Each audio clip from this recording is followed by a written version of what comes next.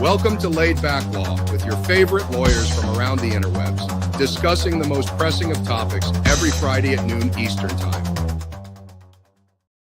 All right, we're back. Had a week off. I personally won't be on the show next Friday because I will be on a plane heading to Las Vegas, where we're doing a meetup for one of the shows I'm on, America's Untold Stories. But I'm happy to see who's almost a stranger. Steve Gosney is with us today, so it's great to open with Steve. What's happening with you, man? I haven't seen much of you online or anything else.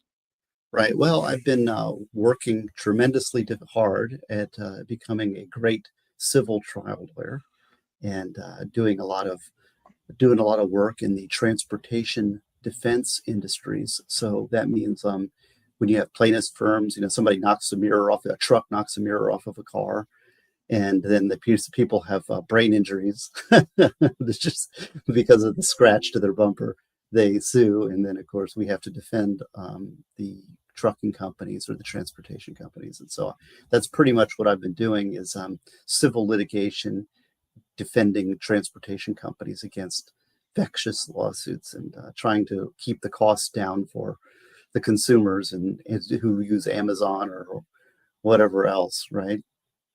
Yeah, well, I imagine there's a lot of activity. There's a lot of trucks. At least for now. It's going to be interesting if AI and self-driving actually comes into the mix.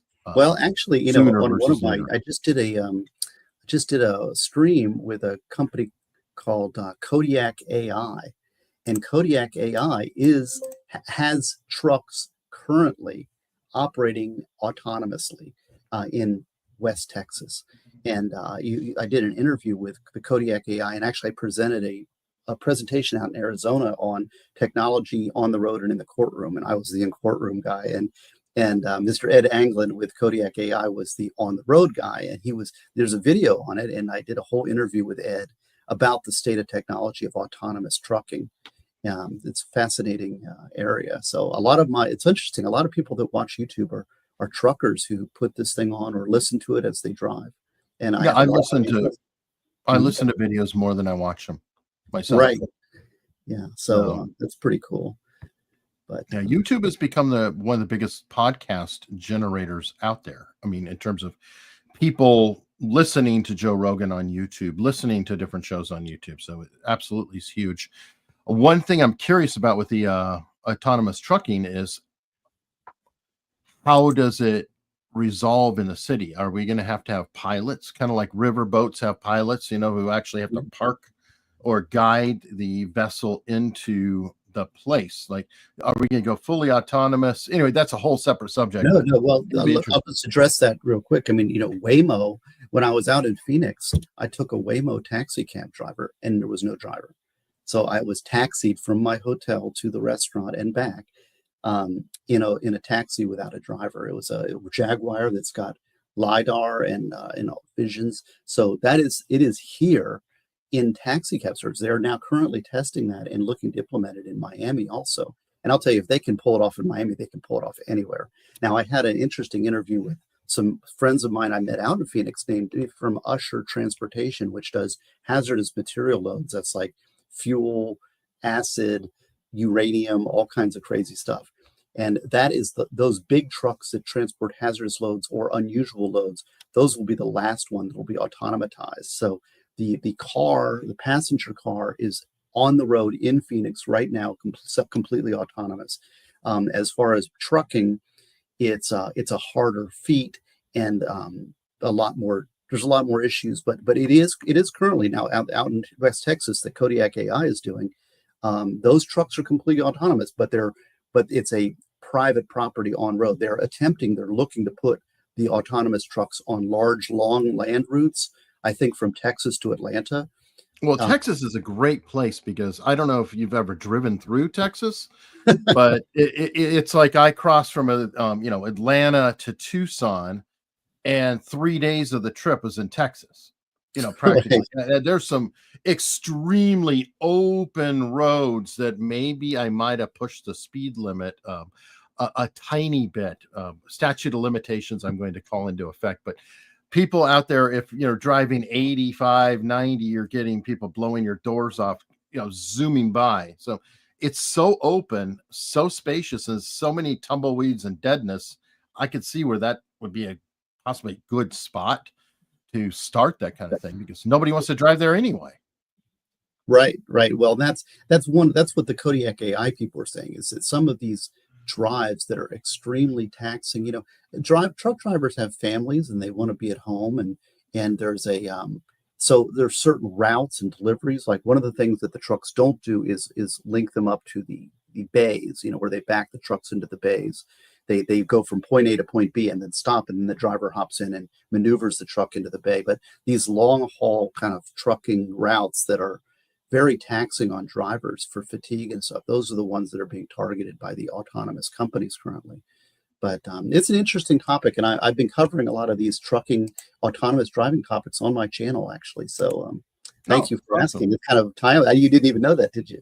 No, I did not. And I might want to interview that guy just for my own channel, just out of my own AI nation. But all right, well, you know what? Let's go to the law. People kind of were going, okay, this is not the autonomous trucking channel. This is the law.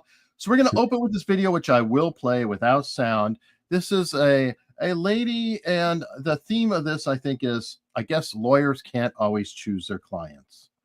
So we'll just watch. We've got a lawyer here. They're just talking. Oh, I know who she is.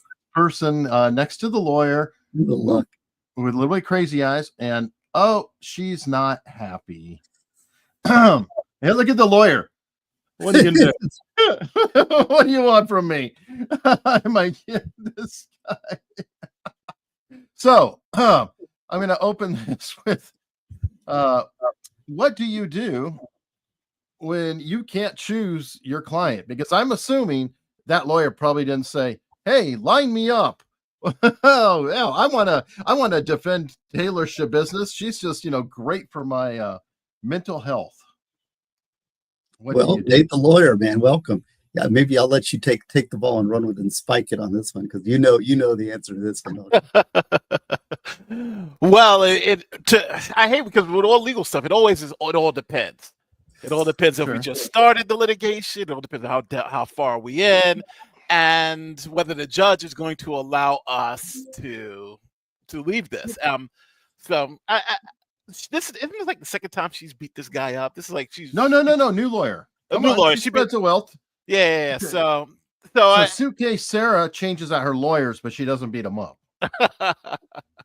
So, but it all depends. If you're public defender, usually you're just assigned to cases. Like when I was a DA, a crime happens, they assign me to the case. I don't really get to choose. Like, I don't really like that one. I have to kind of play it out. So, and I'm assuming that she has a public defender, and Steve is in that realm. So Steve, was in that realm.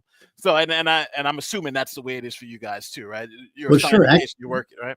Yeah, actually, we have. It's interesting because there's a difference about this is in some of my books and some of the work I've done. I've found out that a business could fire her public defender and represent herself at trial, but in Florida, she cannot fire. You cannot fire your appellate lawyer in a death penalty case. So, did you know that? That's sort of an interesting little wrinkle. Is that only Florida? But only Florida. Right? I don't know if it goes. The case came out of our office. It was a case called on Raven. That's what they called him. It was Raven Ocho was his name. And he'd wanted the death penalty from day one. He killed this woman, and then he wanted the death penalty. He walked to the police station, confessed, fired his trial lawyer, pleaded with the court to give him death, got death.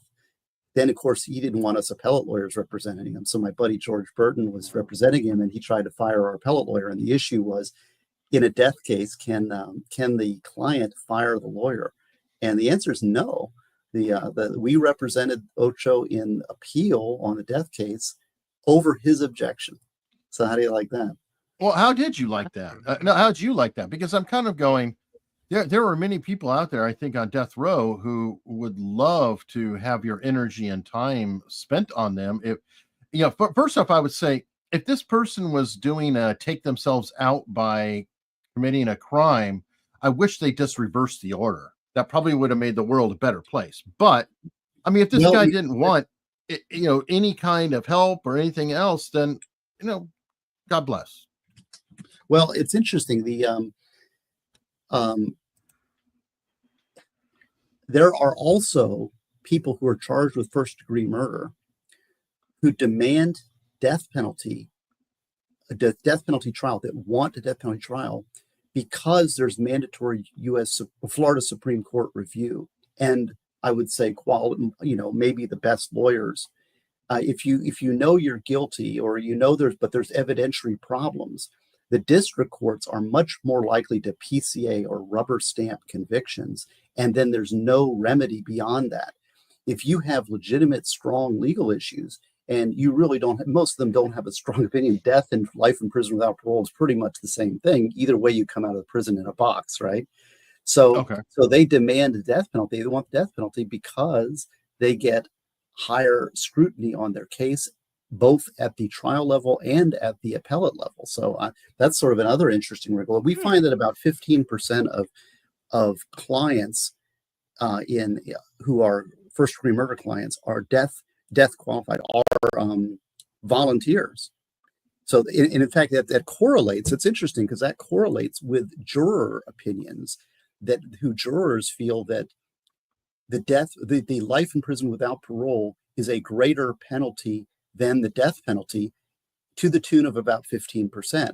So the death penalty, the people who are subject to the death penalty agree with jurors about 15% of the time that life in prison without parole is worse than the death penalty. So I thought that was an interesting little correlation. Well, you bring that up. There was a person who was fighting the Biden clemency. I don't know if you were aware of that. At least one, but I think it might have been a couple. And because Biden did the clemency for all death row people federally, except for the Boston bomber. So that's the only person technically on death row for the feds. To me, anyway, and Nate, you're a liberal kind of guy, and I'm very anti-death penalty as well now. I don't know why I just didn't do everything except to keep the issue alive for red meat, to keep the death penalty debate going. And if you're going to get rid of the death penalty on your federal cases, just do everybody and let's be done with it. But instead, he's got to keep this little appendix so that we can fight over the issue and keep this issue boiling, to keep everybody distracted from really more important criminal law issues, which are, and Nate, I'm sure you pine on this all the time. The death penalty is very much a side issue when you're talking about causes of criminality, criminal justice reform, everything else. It's such a small portion of all cases but it's a distraction and it's a public policy issue. And that's one of the problems with the death penalty, is it distracts us from talking real reform. Yeah. Can we jump back to what I was starting with, though? That was a sidetrack. What I was going to say is that there was at least a couple people who were fighting to get the clemency rescinded because they wanted their death penalty, and that they were trying to appeal it.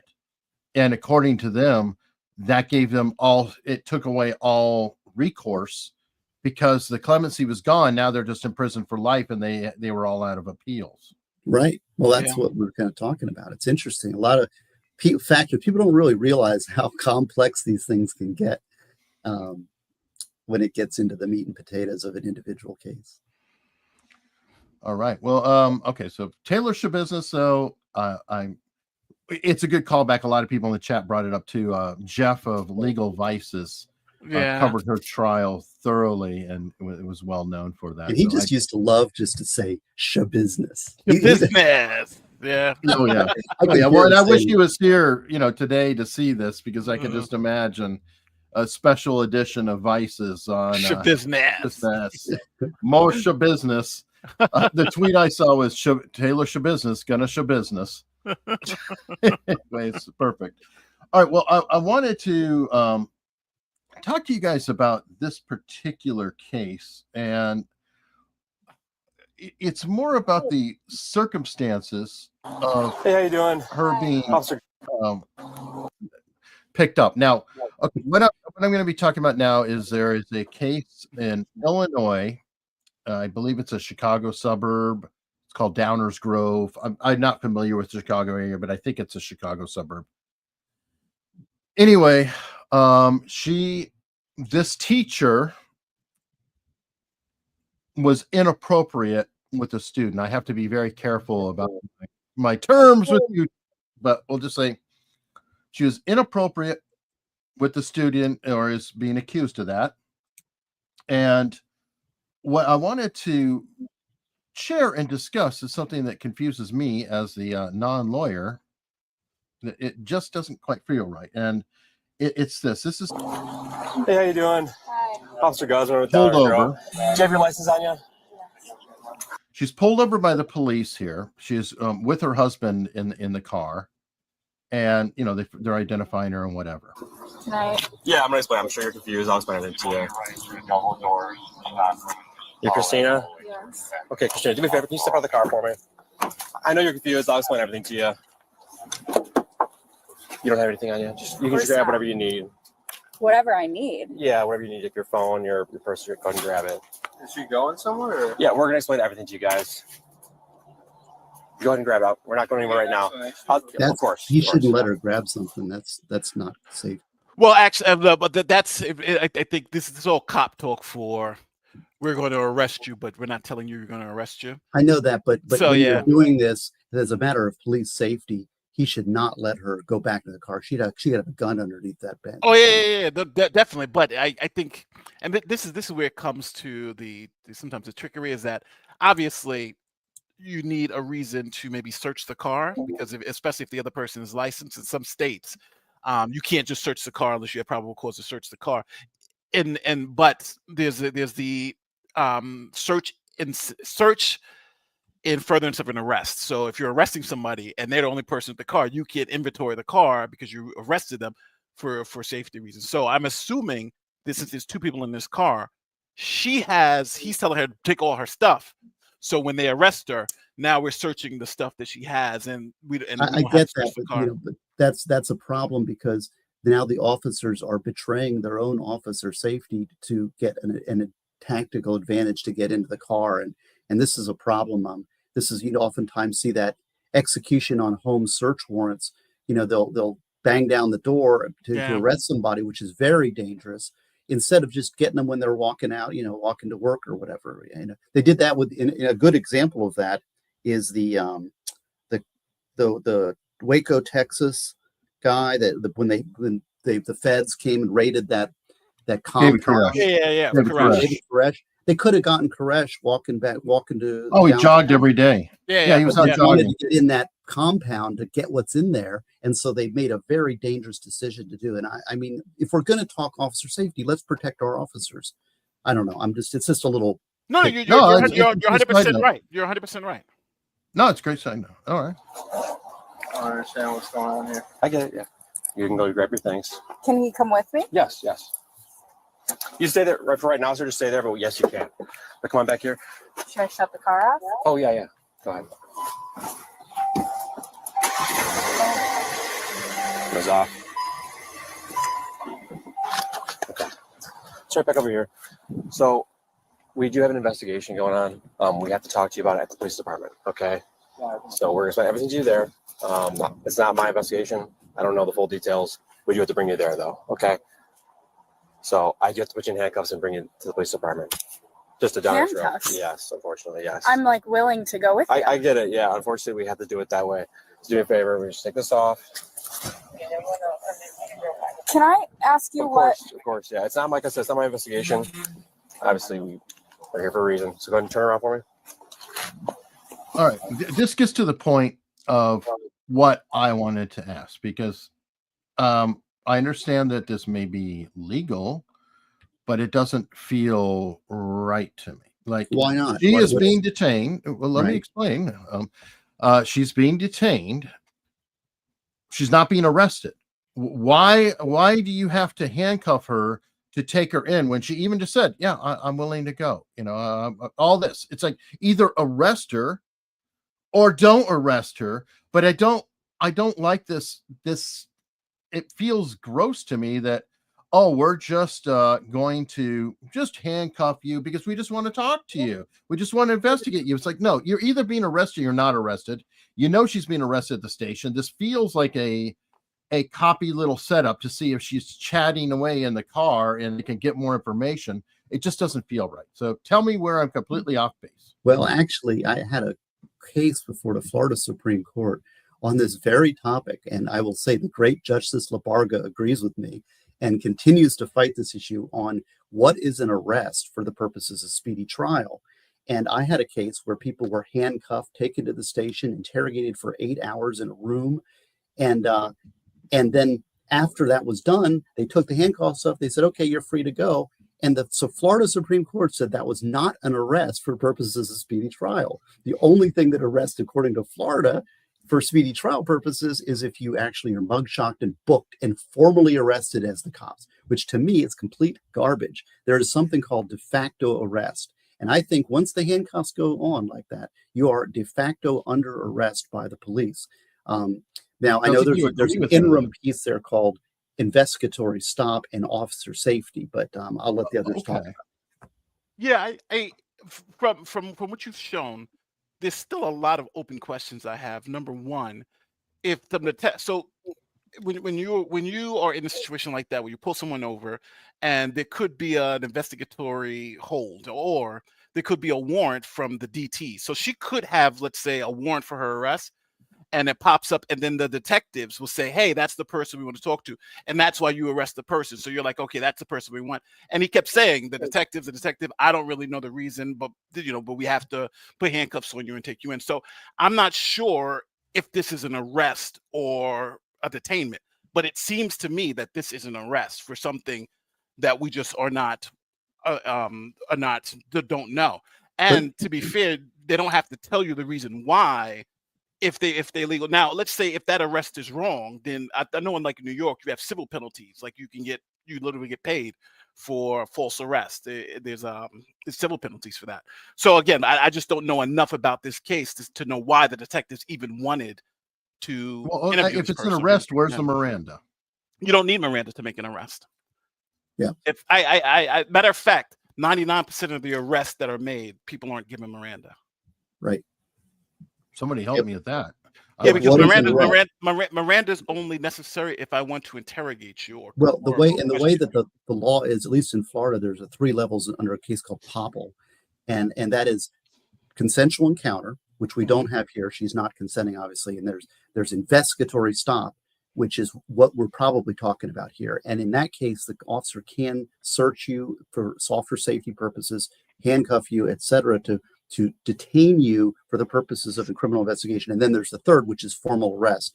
And that's a blurry line. And obviously, as a citizen, and you're reacting like a citizen, and I fully agree with you, Mr. Hunley, that if you put in handcuffs, I sure as hell feel like I'm under arrest. But the law has this interim distinction. But see what they're doing. The cop doesn't have to say you're under arrest for this, this, and this. Puts you under arrest. No, I'm not even saying that. I just want him to say, you're under arrest. We'll explain the charges at the station. I would prefer Miranda because, to me, again, I feel like that's bullshit games. Like the whole, they don't have to do absolutely. Why don't they do the Miranda? So because maybe they'll talk. Oh, well, I hadn't read the Miranda yet, so whatever. He wasn't an arrest. It was an investigatory stop. Miranda, when I was at the police academy, they told us as patrol officers, do not give someone Miranda rights, because what you can do is, unfortunately, if you in New York, again, other states are different. If you give someone their Miranda rights and they say, I want an attorney, then if you take them in, the detectives down there cannot now question them without their attorney.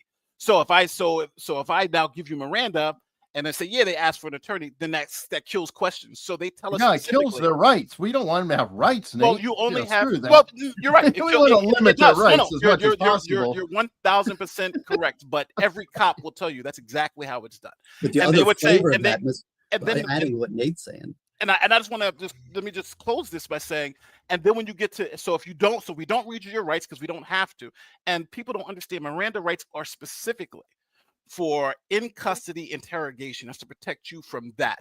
So if a cop sees you stealing something, I don't need Miranda. I don't need Miranda for anything because I saw it. So only if I'm trying to question you to get a confession out of you, that's where Miranda is triggered. And that's exactly the technicality. What you do is you put him under handcuffs, you throw him in the back car, don't give him Miranda, drive to the station, and never ask him any questions. And then when the person starts, so what am I doing? Then they start talking. All of that stuff's admissible because there's no interrogation. Yeah. And the cop can just sit there saying, I don't know. What are you doing? But there are some protections against that. Like there's a famous Supreme Court case in which a person offed a child, and the cops drove the guy around for like 6 hours, and oh my God, the kid's family, blah blah blah blah. Like they really just put it, driving around the neighborhood. But just imagine he was swinging on these swings, and the guy eventually gave it up. He was like, oh, all right, the kid's body's here. And the Supreme Court said, well, you drove around with the guy for 10 hours in the car and guilted of the death to be of profession. That's too much, right? You should have given him a red. You can't just pretend. So what is too much? What's limits. too little? 19 minutes is okay, but 19 hours is bad. At what hour point do we say that they have rights? Some of it does get a little bit. They do have rights. Like right now, that woman has all the effective rights.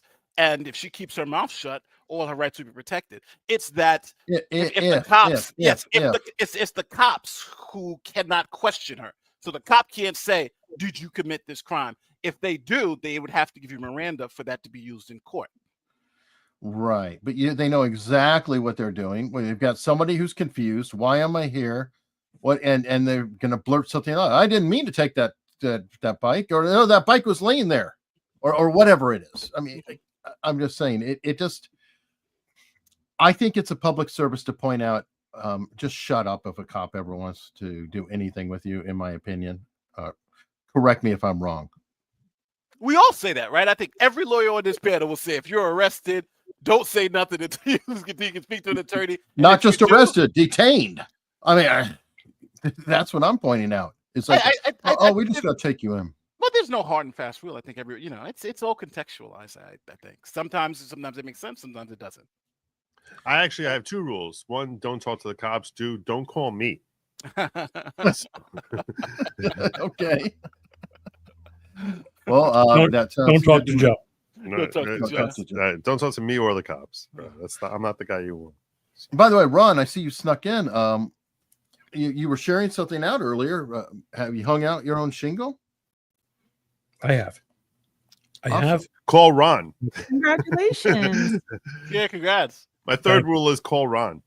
So there you go. Yeah, well, no, not for anything involving criminal law. I mean, unless you really want to pay me a lot of money to learn how to do it at the age of 62. Right. Yes, I had actually been doing this. I parted ways with Harmeet a couple months ago, but I didn't want to do I'm sorry. I didn't want to do any announcing until Harmeet was confirmed by the Senate, which she was last evening. Oh, okay. Well, is Harmeet ultimately shutting down her firm and moving on to political endeavors? No, but I joined the firm to work with her. Okay. It doesn't really make any sense for me at this point to be that makes perfect sense. Running my business through San Francisco. Very far good away. Luck. Thank you. Good luck on that. I just wanted everybody to hear that, because it looked like you're doing a lot of intellectual property cases potentially. I don't know. I've just yeah. I've actually the last case I tried was a copyright case in front of Judge Boasberg. Oh, okay. Who called me and my adversary on Monday on short notice for a status conference, because everyone's making post-trial motions. And he said, I'm really busy now. Can we talk about Judge Boasberg and the application that was brought by the House to have him removed for bad behavior, and what each of us think that clause means, if anything? Some of you might think it means nothing, but I think it's an interesting conversation to get from lawyers as far as Article 3. If you pull up Article 3, Eric, I'll just get that right to you, because I'm sure you got that. I'm sure you have that right there. Yeah, that's me. We're very well coordinated and planned group here. Yeah. But Article 3 of the Constitution says that judges, both the superior and inferior courts, will hold their positions during good behavior, and which is different than every other position in the government, because they don't have the good behavior part. Is where you're going with this, right? Right. So this week, the House brought an application to have him removed for bad behavior, and that's never happened before. No one's ever been removed. for They bad haven't been behavior. removed, but I think that Samuel Chase, I think they literally were going after him because of his judgments, if I recall. I don't know. Well, no, I could be- Samuel Chase was removed for bad behavior. Was he? For drunkenness. For Okay, so- drunkenness. Yeah. well, that's bad behavior. Yeah, How did it that was bad process? behavior. How did that process operate? They went to the house and Who commenced it? The house commenced it. yeah, the house commenced it, and there was an issue whether drunkenness, because now obviously 100 years later we believe that he may have had a mental illness. So they said that some of his rulings were bad, and he was drunk, which is blah blah blah. They impeached him, and then the Senate removed him from office for drunkenness. So it's really not that he was drunk, but his terrible decisions, which they call bad behavior. But they call drunkenness and the bad decisions they call bad behavior. So it's a both, but I can go with the bad behavior piece. Okay, so my question is, what do you guys? How do you each understand? Do you think that the House has the ability to do this, and does it mean that when it gets to the Senate now, you only need 51% of the Senate in order to? That's remove? Bronca's theory, I think. Yeah, That is Andrew Branca's theory. Yeah. So I'm wondering. I'll start with the left end of the spectrum here, and I'll ask you, Nate. What do you think it means? Do you think that the House can do this and he can be voted out with 51 senators? I just want to object to the So characterization. Nate has been so red-pilled in the last couple of years that I know that it's true. He's probably the most lefty person on this panel, but voted for Biden. He will never live it down. We'll just say that. no, he's still black, Eric. I didn't say anything. Oh my God! Oh Charlemagne, my God! Charlemagne. Let's hear it, Nate. Let's hear it, Nate. So you're asking me, what do I? Well, from what I learned in law school, this is a political question. The House can impeach whoever for whatever reason if they chose to, and the Senate can judge those impeachments. And if the Senate says we just don't like the way this person looks, they can then file articles of impeachment, and it depends on if the Senate wants to remove them. But this isn't impeachment, though. It's not the impeachment. clause. It's a removal Because clause. it's not impeachment, it would be just 51%, not 2/3, which is obviously a dramatic difference. So, to convict. He wouldn't get close to 51 anyway. So it doesn't. It's a dramatic difference, except to the extent that it's not. He's not getting. But to be impeached, you only need 50 more. Oh no, you talking about senators, because for impeachment, senators. Right. That's the key thing, because in impeachment it would just be a political statement. There's no way you're going to get 2/3 of the Senate. But the question is, because there's this clause of during good behavior, the application is implying that we don't need to have 2/3 of the Senate like you would for a standard impeachment. We can remove him with 51 50 senators. and JD Vance. 50 So in other and words, JD Vance. I'm sorry, where are you guys pulling from for Congress's power to do this? Because I'm reading Article 3. It's the only book that's unpacked in everything that I just moved over. Oh, nice. I turn around, I'm like, you've got to be kidding me. I have the Constitution. So I'm reading Article 3, and the way that I Section read 1. Article 3 in context. So if you're applying, statutory construction to this, Yeah. judges both of the Supreme and Inferior Court shall hold their offices during good behavior and shall, at stated times, receive the services, and compensation which shall not be diminished during their continuance in office. So where are we getting this During good from, behavior. if not Article 3?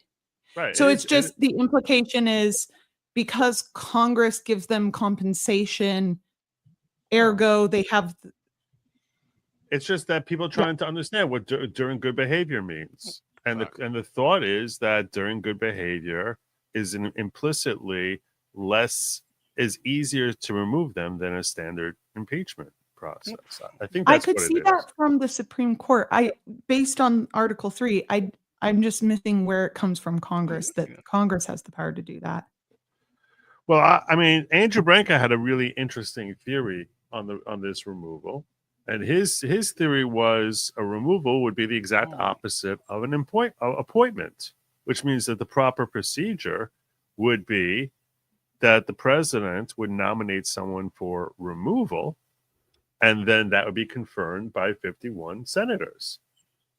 And, you can ask yourself, otherwise, the initial thought most people had is is like exactly what the House did, I guess, and what happened with Samuel Chase, according to you historians, that it gets commenced by the House. The way Branca's interpreting it, which I think makes sense, is that the process would work exactly the same way as an appointment works. Yeah, and the House would not be involved at all. It would just start with the president saying, I nominate this person for removal, and then the Senate would vote on it. But that would also apply to Supreme Court justices too. Yes, yes, it would. And I don't know if I like that balance of power. And what about when it flips the other way? I always am like, wait till the other side is in charge and see if you still like it. That doesn't mean I like the way I'm reading it either. And that's where I think that you do have a case, because if I see that, if Congress has the power to put them in, or the executive branch has the power to put them in, it would make sense that they should have the power to remove as well, that the opposite should also be true. And there has to be some kind of check on the judicial branch. I'm just a textualist, and I'm really struggling to see the textual argument here. Well, then how do you, so I'll ask you, how do you understand the fact that they put in that phrase, shall hold their offices during good behavior? Like, how do you interpret? It's got to have some, as a textualist, you would agree it has to have some meaning. Yeah, I do. I just struggle, because the way I read it is the compensation and receiving compensation for their services is tied to their good behavior. So I think you could agree to stop paying them. I think that's there.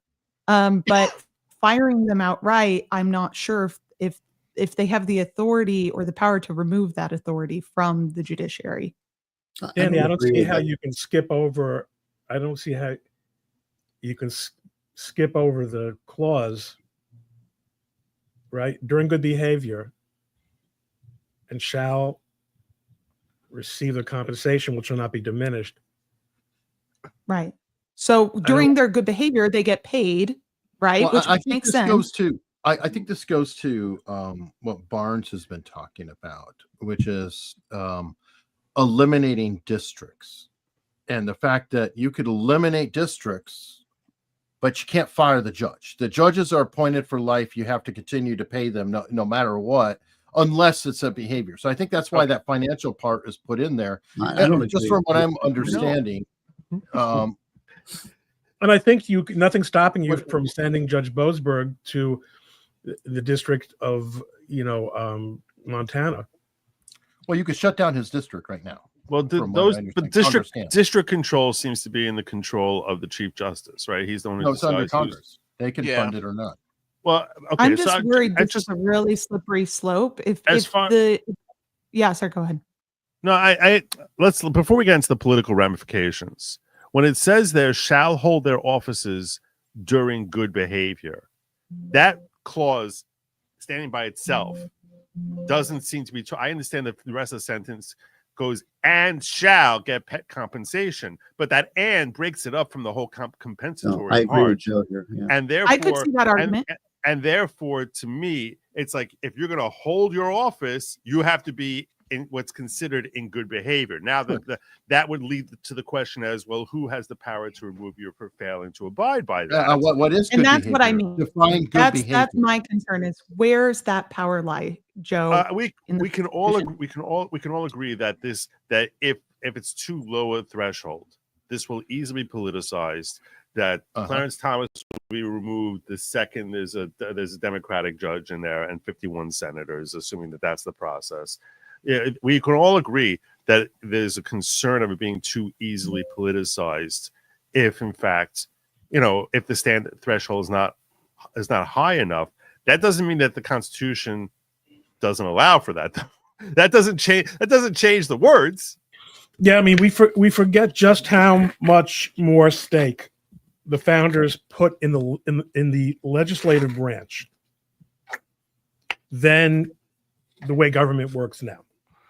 Yeah, and our interpretation of this really, unfortunately, is what it is. Like right now, there's no way you're telling me that the Supreme Court is going to read this in any other way that we have to be impeached through the impeachment process.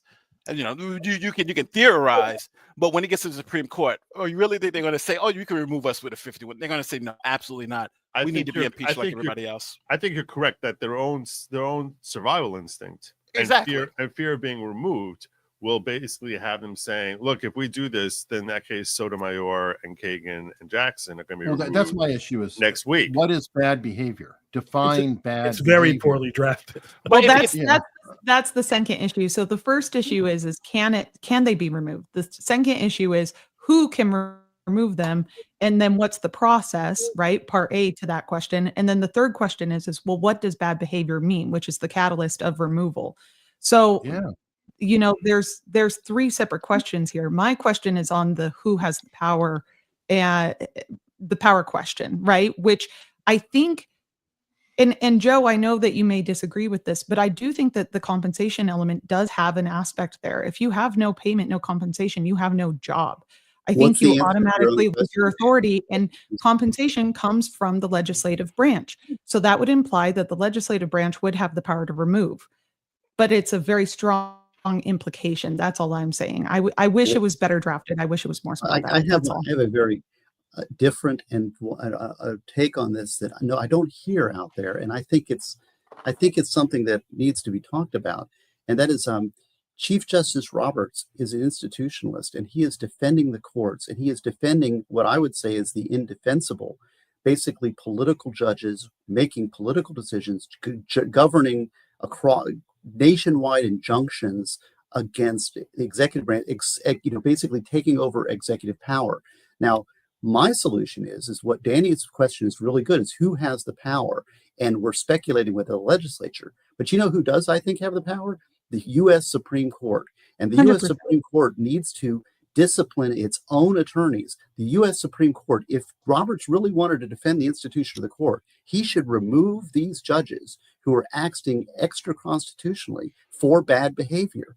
I think that is what needs to happen. There needs to be some self-governance in the judiciary, but because we're all black robes and we're all brethren, we're all protecting our little institution, you're letting the larger institution of the government itself being brought down by rogue judges. So I would say that the U.S. Supreme Court needs to be much more aggressive in cracking down on these rogue judges and remove a couple of them for bad behavior as a matter of discipline. And I think that would alleviate a lot of this problem. But I don't think the Supreme Court can even remove. Could they would still have to be paid based on the way things are now? They can maybe remove payments, but they would still have to be paid. And I want to make I think we have to also understand this. Judges aren't the only ones that technically have lifetime appointments. I know that's what most people think, but it also can appeal with secretaries. For instance, the Secretary of Homeland Security. That person can serve until either a new administration comes in and they resign. You mean like Fauci? No, like Fauci. No, but Fauci. I'm talking Fauci about served through multiple presidents. But yes, on and on and on and on and on and on. But what I'm saying is like the Secretary of Homeland Security. That person doesn't resign. That person can serve forever. But obviously, that person can be removed by the president. The president can fire that person. Well, hold on. Don't they have to get approved at every administration? By the Senate, same thing. But okay, but remember, but I'm trying to. The point I want to make is that under Biden, Mayorkas, I think this Homeland Security Secretary he was impeached by the House. He was impeached, but he wasn't removed by the Senate.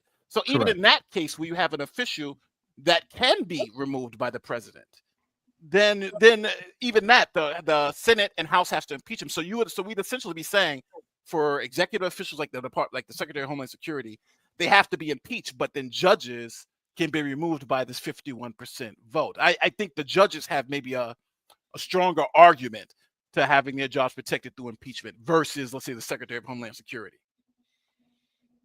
Well, I like impeachment. I mean, it is put in there specifically for political, but it is hard. And, like impeaching the judges, I'm perfectly fine with, even if it won't get through the Senate. I think it does send a signal, and it's a message, and it just looks bad for them. Yeah, they may not be removed from office, but correct me if I'm wrong. If they've got an impeachment on the record, it's probably going to put a little bit of a ceiling to their upward I think you'd be the only one progress. who. I get maybe not the only one, but I don't buy that at all. I think, in fact, that if they, let's look at the present situation. If a liberal judge is impeached and is not removed, that judge becomes a hero of the left. Yep, I agree. And Yep. is actually vested with new and fantastic superpowers that he or she never would have had otherwise. I think it's just a childish form of lashing out at someone that you're frustrated with. It's a reaction that I think is not. It would not be helpful, and I also believe, and I also think that it is indicative of short-term thinking. Yeah, they'll be lionized and as a hero, the same way Trump was lionized when he got all those indictments. What about the alternative of shutting down problematic districts, like shutting down the whole DC? Congress should do that. That was my pinned tweet for about a month. Yeah. Okay, so we agree on that one. Not only the District of DC, but DC Circuit. SDNY. Why? No. Let's just conceptually. I don't want to just shut down politically problematic districts. There's always going to be the Southern District of New York, but it is ridiculous that the District of Columbia, a city, has its own district and its own circuit. And the fact that a lot of government cases are held there is not an argument for continuing it. It's an argument against continuing it. Well, here's another question for you. What about legislation? I don't know if this can happen or whatever, that people can defend themselves in their home. This is when you're talking about a federal case, there are federal courts throughout the nation. If I'm being prosecuted by the feds, why can't I be prosecuted in Norfolk, Virginia, and face a jury of my peers, versus rolling everybody into DC? Can you say January 6th, where they're not able to be judged by their peers? They are trapped in a jurisdiction where it's completely against them. What about something This about is the that? home defense claims? Yeah, I think what Eric is saying is that why not prosecute? Let's say the person that went from Tennessee to DC and did the January 6th, why not prosecute them in Tennessee, right? Is that what There's you're saying, federal Eric? court there. Yeah, there are federal courts all over the country. Why they be prosecuted at their home? It's with jury of their peers. There's a legal concept called venue, and it's generally for judicial efficiency. Where the crime happened is generally where you prosecute on the federal circuit. So, for instance, since the crime is alleged to have happened in D.C., that's where the witnesses are, that's where the police are, that's where all the evidence is. So that's why that court would have jurisdiction. So even if you filed it in Tennessee, they would move it to D.C. because that's where everything was at, and that's the proper venue for that. And based on the federal piece, that also is where that U.S. attorney also has jurisdiction over those particular. But venue is statutory. Yes. So you can, if you're going to do this reshuffling, which I don't favor, but if you were to do it, then you would just be amending the venue statute accordingly. Yeah. I think listen. I'm obviously. But isn't there something called venue shopping going on already? Yes, there certainly is, and there are certainly arguments to address both venue shopping and forum shopping, which are real problems in litigation, both civil and criminal, and especially when the government is involved. But it's a lot harder in criminal because, again, where the crime occurred is the venue. Yeah. So it's harder to shop in that. Yeah, but think of all the people that the DOJ went around the country throwing into the paddy wagon to schlep them back to Washington for the trespassing crimes. But technically that would be the proper venue for those because the crimes happen in DC. It sucks, but that would be the argument. Yeah, understood. I would can we just abolish the concept of Washington D.C. as being a federal district? I think Trump's trying to do that. I think that's a good No, what would that take? Like I'm actually asking you guys the question: what would it take for that to happen? Can we get rid of the? Do you mean getting rid of the whole district too? Yeah. Make it part of Oh, Maryland. yeah, that'd be great. Yeah. It's not even a jurisdiction. It's taxation without representation. This is everything that our forefathers fought against. Yeah, I and they don't know complain who about would it too. keep You know what? it alive. They complain there themselves about taxation Right. without representation. So you know what? Yes. You're right. You get nothing. No one is in favor of DC being there. I mean, Yeah, but I don't that think back. I doubt very much that Maryland is in favor of taking them back. Oh, I don't want them. Yeah, but Don't don't give forget. them to Virginia. But let's also remember why the reason why DC is an independent federal circuit is because the original Congress didn't want one state to say we're more important because we have the capital of the country in our state. So they specifically made DC an independent federal circuit for that purpose. Have we So there moved are. past So it? one of the things that I've heard people discuss to address that point. In other words, indeed, why should the Fourth Circuit be the one that makes these decisions? And so it might very well be that cases involving the United States government should go to panels drawn from all the all the circuit courts. They can sit wherever the hell they want for the argument on that case. But the point is, why not rotate appellate judges from throughout the country and get a legitimate, draw from the perspectives and the political. I mean, that would really have a great effect of reducing the politicization of judicial nominations, because there would be a national effect on every nomination. I second this. Okay. I want to jump to another story. I had a great segue, but kind of went left on it. Matt Taibbi is having a very interesting situation. This congresswoman, what's her name? Sydney Kamlager Dove, whatever she is, made some malicious statements about Matt Taibbi during the session in Congress. And a made-up conspiracy theory about a part of the State Department that no longer exists to distract from the dumpster fire foreign policy this administration is pursuing, and elevating a serial sexual harasser as their star witness in the process. so she's calling Matt Taibbi a blankety blank harasser, as you can see right there. Now, I think it's the Westfall Act or somebody said, I don't know, something Westfall, that they could just pretty much say whatever the hell they want about anybody if, their session is in Congress, which I find despicable and horrible. They should not have that right. However, if you look here, this is her sharing this outside of Congress on X, and Matt Taibbi is laying the claim here. There's not much a person can say to a member of Congress hiding behind the speech and debate clause of the Constitution. I can, however, respond to a member arrogant enough to repeat defamatory claims on social media. See below for the $10 million libel lawsuit filed today. I would love to get everybody's opinions on that. I don't like that. I wish him well.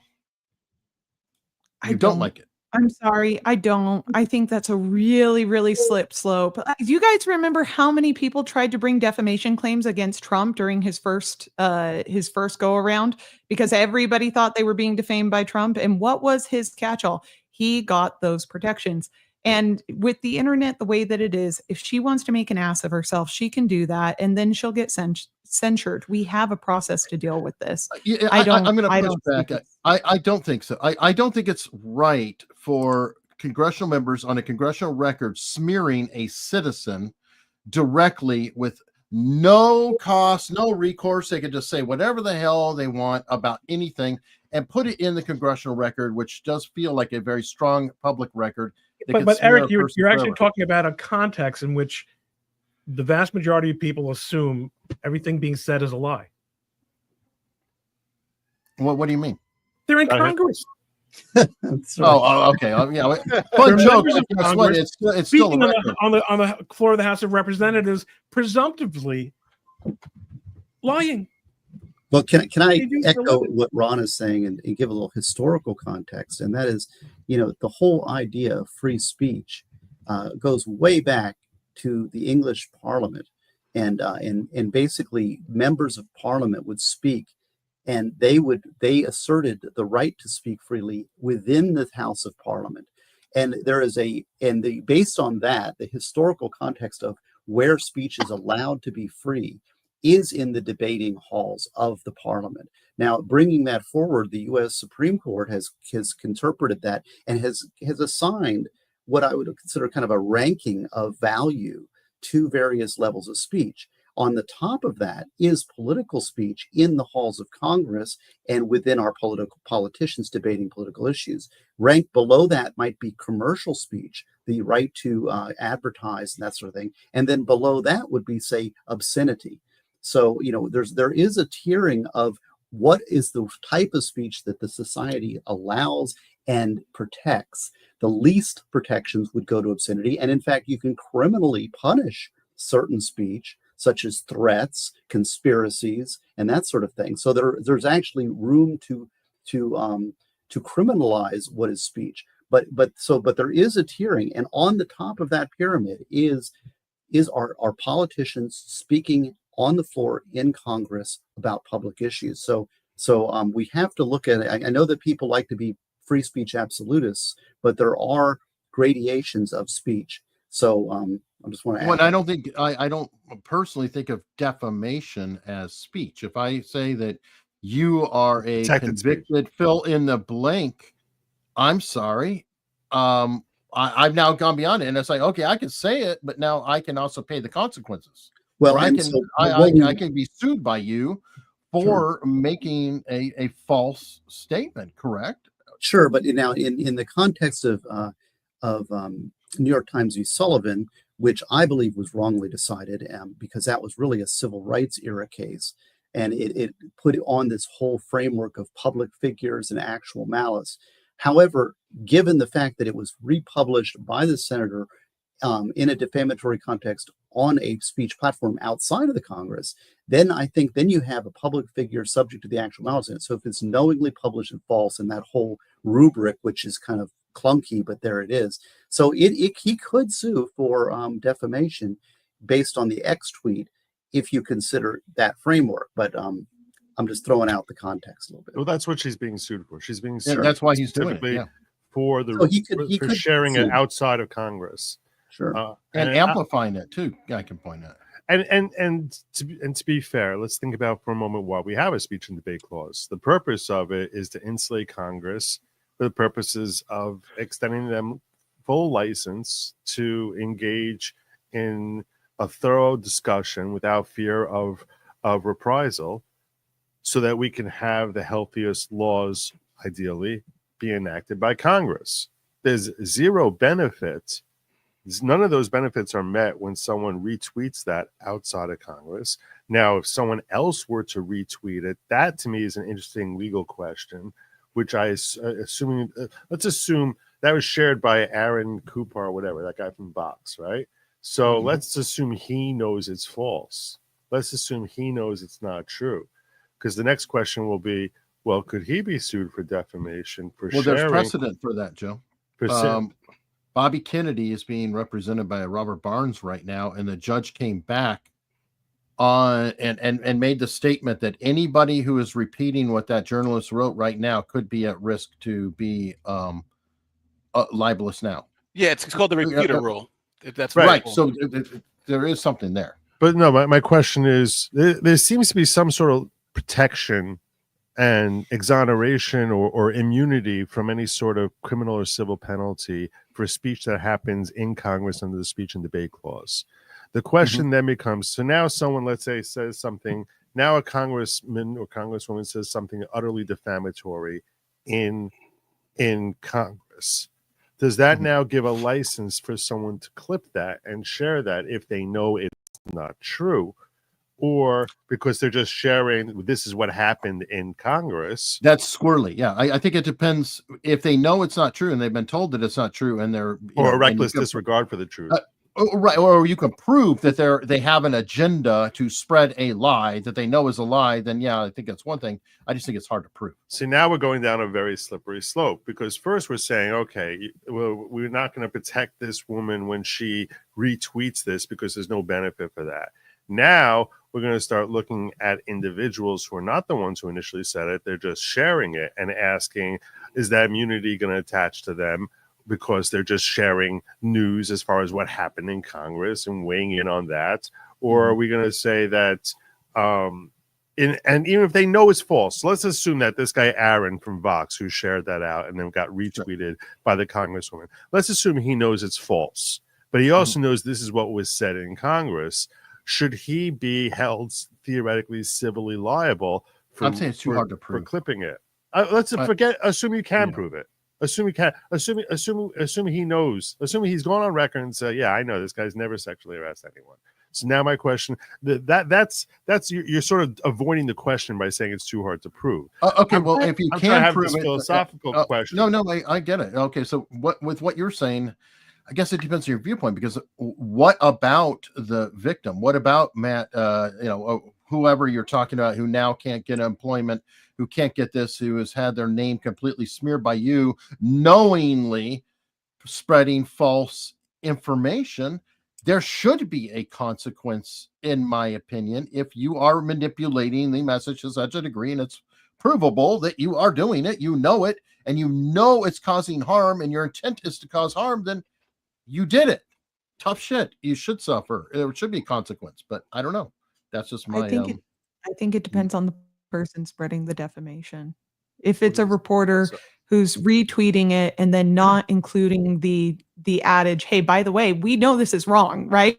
We know that this is objectively false, then they're not serving their purpose under the Constitution either. Right. So absolutely they should be liable. And they should be found liable. They shouldn't be granted any immunity. If it's an individual person, I think you should be even more careful to not be spreading disinformation and not disinformation, lies. I hate that word, disinformation, lies. And so I think those individuals should be held accountable. But I do think that, like I said, we have a political process to hold our politicians accountable when they F up.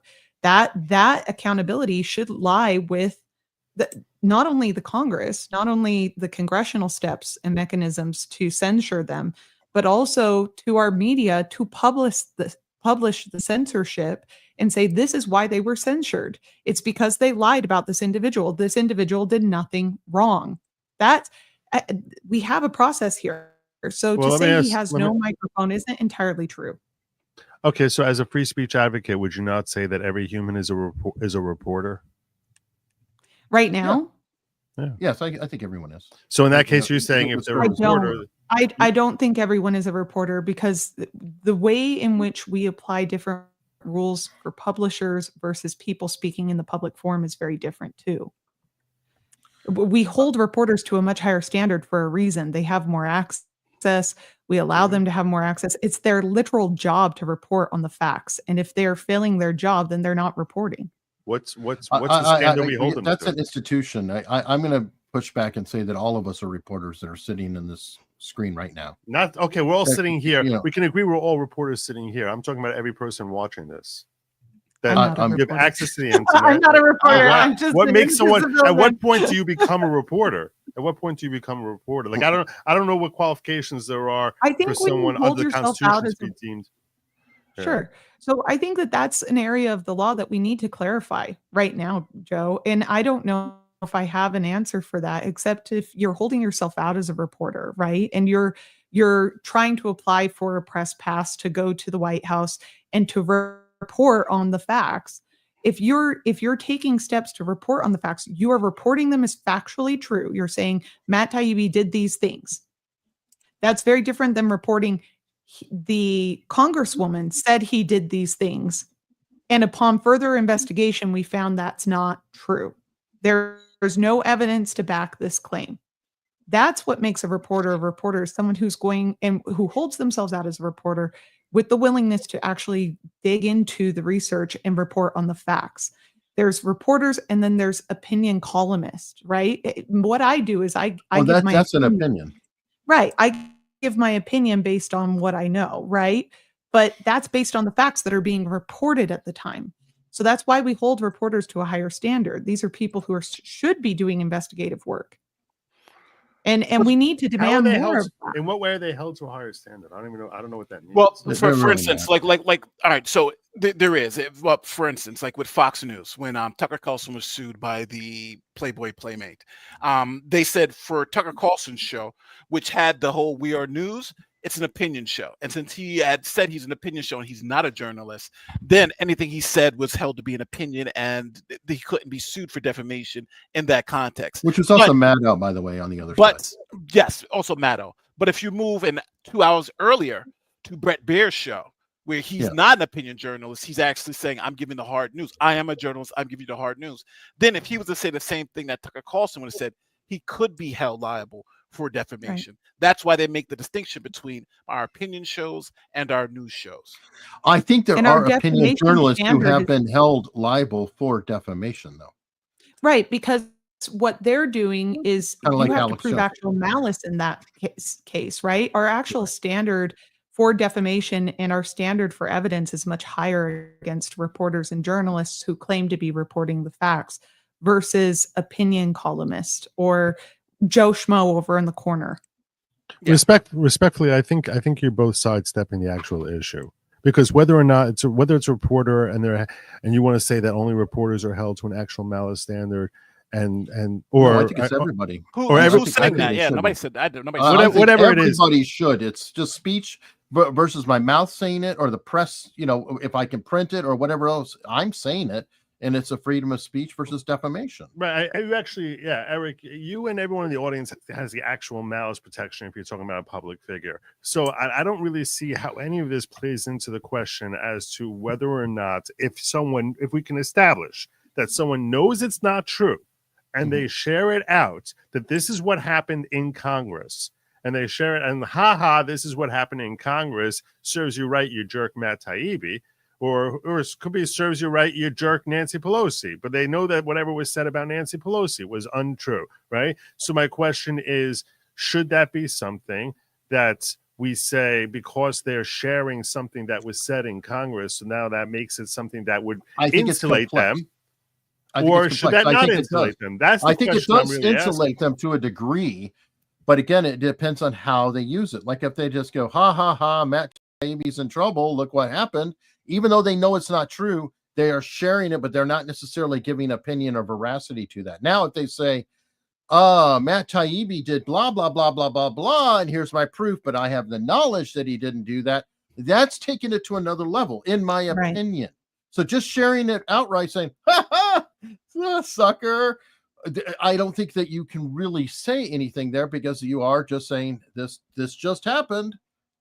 It just happened. It was in Congress. They can say it all they want. But when you're using it as a tool to further an agenda on somebody, I think that takes it to the next level. Okay, but that's so then let's come back to this Congresswoman. Let's say she knows it's false, right? And she's like, this just happened in Congress. And it's interesting. Isn't it interesting that he didn't respond? So now, according to your argument, Eric, should she not be shielded then? No, because it's her own statement, which she already had the knowledge of being false. But in all these cases, we're talking about that the person who's tweeting it out knows it's false. Well, there's yes. This is a complex question. This is a very complex question. I know it's a complex question, but again, they say that communications law, First Amendment law, is basically the highest, most complex part of the constitutional law. So these are very difficult questions. A lot of people like to make this simple by saying I'm a free speech absolutist or whatever. But as this discussion is illustrating, First Amendment law is one of the most complicated and complex areas of law that you can possibly deal with. And I had one of the most difficult classes in law school I had at Washington and Lee was with a professor, Brian Murchison, who's an expert on this. And I will tell you, this was the most difficult class I've ever had in my life. And so that's number one. It's a very hard subject, and it's not subject to easy answers. I will also say that this discussion illustrates the difficulty of applying what I would consider an originalist or textualist view of the Constitution, because an originalist view has been sorely tested by the technologies that are now making communication ubiquitous around our society. So this is, if you just say, well, press is the publisher of the newspaper or the institution, when everybody has the ability of the megaphone, it's these technologies have greatly impacted the First Amendment. And Joe was saying that, see, a lot of these things need rethinking. I think that's correct, because it's a tough area, and these changes are why we have judges and new interpretations. And can I point out that I am the non-lawyer here, so take everything I say with the biggest grain of salt. I think but in this case though, if the premise is she said it while she was doing in Congress saying her thing, she's fully protected. As soon as she stepped on a Twitter, and if she repeated those same words, I would agree. I would say she's not protected in that particular space. And well, there is a difference. There is a difference between somebody saying something on the floor of Congress and saying something outside of the floor of Congress. I mean, I think that if you were going to say what is the absolute pinnacle of free speech protection, it would be speaking as a congressman in the halls of Congress about a political issue. Now, I put a lot of words in there: political issue, halls of Congress, congressman, all these things. And so when you start taking these elements away, you start detracting and moving it down the pyramid of protection. And so what we're doing is we're playing these games. Well, what if she says the same thing and retweets it? What if she comments? What if she says the same thing on a public forum? What if she outright, I mean, and these are all why it gets so complex, because we're talking about the complexities of human nature and language. Yeah, I agree with you 1,000%, but I'm just saying, just as a principle, the same thing she said, she can be held accountable for what she said in the halls of Congress under speech and debate. If she repeats it outside of that protection, that's spirit protection. If you are a free speech absolutist, or if you are a strong free speech person, I think that you have to acknowledge that the highest possible level of protection goes to the congressman speaking in the halls of Congress about an issue. Now, when she steps away from that, now you've lost one of those elements, and that is the halls of Congress. So, at what point does something become actionable? Assuming, like what Joe was saying, let's assume it's actionable. Let's assume this. Let's assume that. Can somebody sue minus that provision? And that's a question. I will say. So are you implying then that congressmen and women basically take off their mantle of being congressmen and women when they exit the halls of Congress? Well, I because think that's my concern is if we don't expand that immunity to things they say outside of the halls of Congress, then this becomes a slippery slope. And the question is well, what's the difference? Right. Shouldn't they also be held liable in the halls of Congress? Why not? No, I'll tell you, in the halls of Congress, I would say they should be held liable. The purpose of the speech and debate clause is to insulate them when they're engaged in the process of doing their work as in official capacity. Perhaps you can say they're doing their work.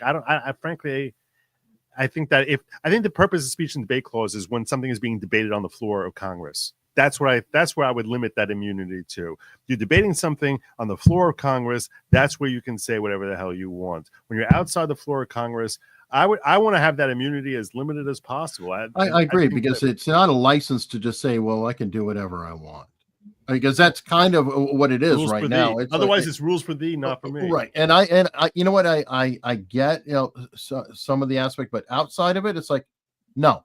When you are knowingly lying about somebody, you're no longer serving a political role, in my opinion. But the courts have ruled against it. The courts have said that the remedy for falsity is more free speech, not to suppress the falsity. Yep. And they've even said that false statements are part of the political discourse. Now, I agree with you that rubs against, I think, the purpose of the First Amendment.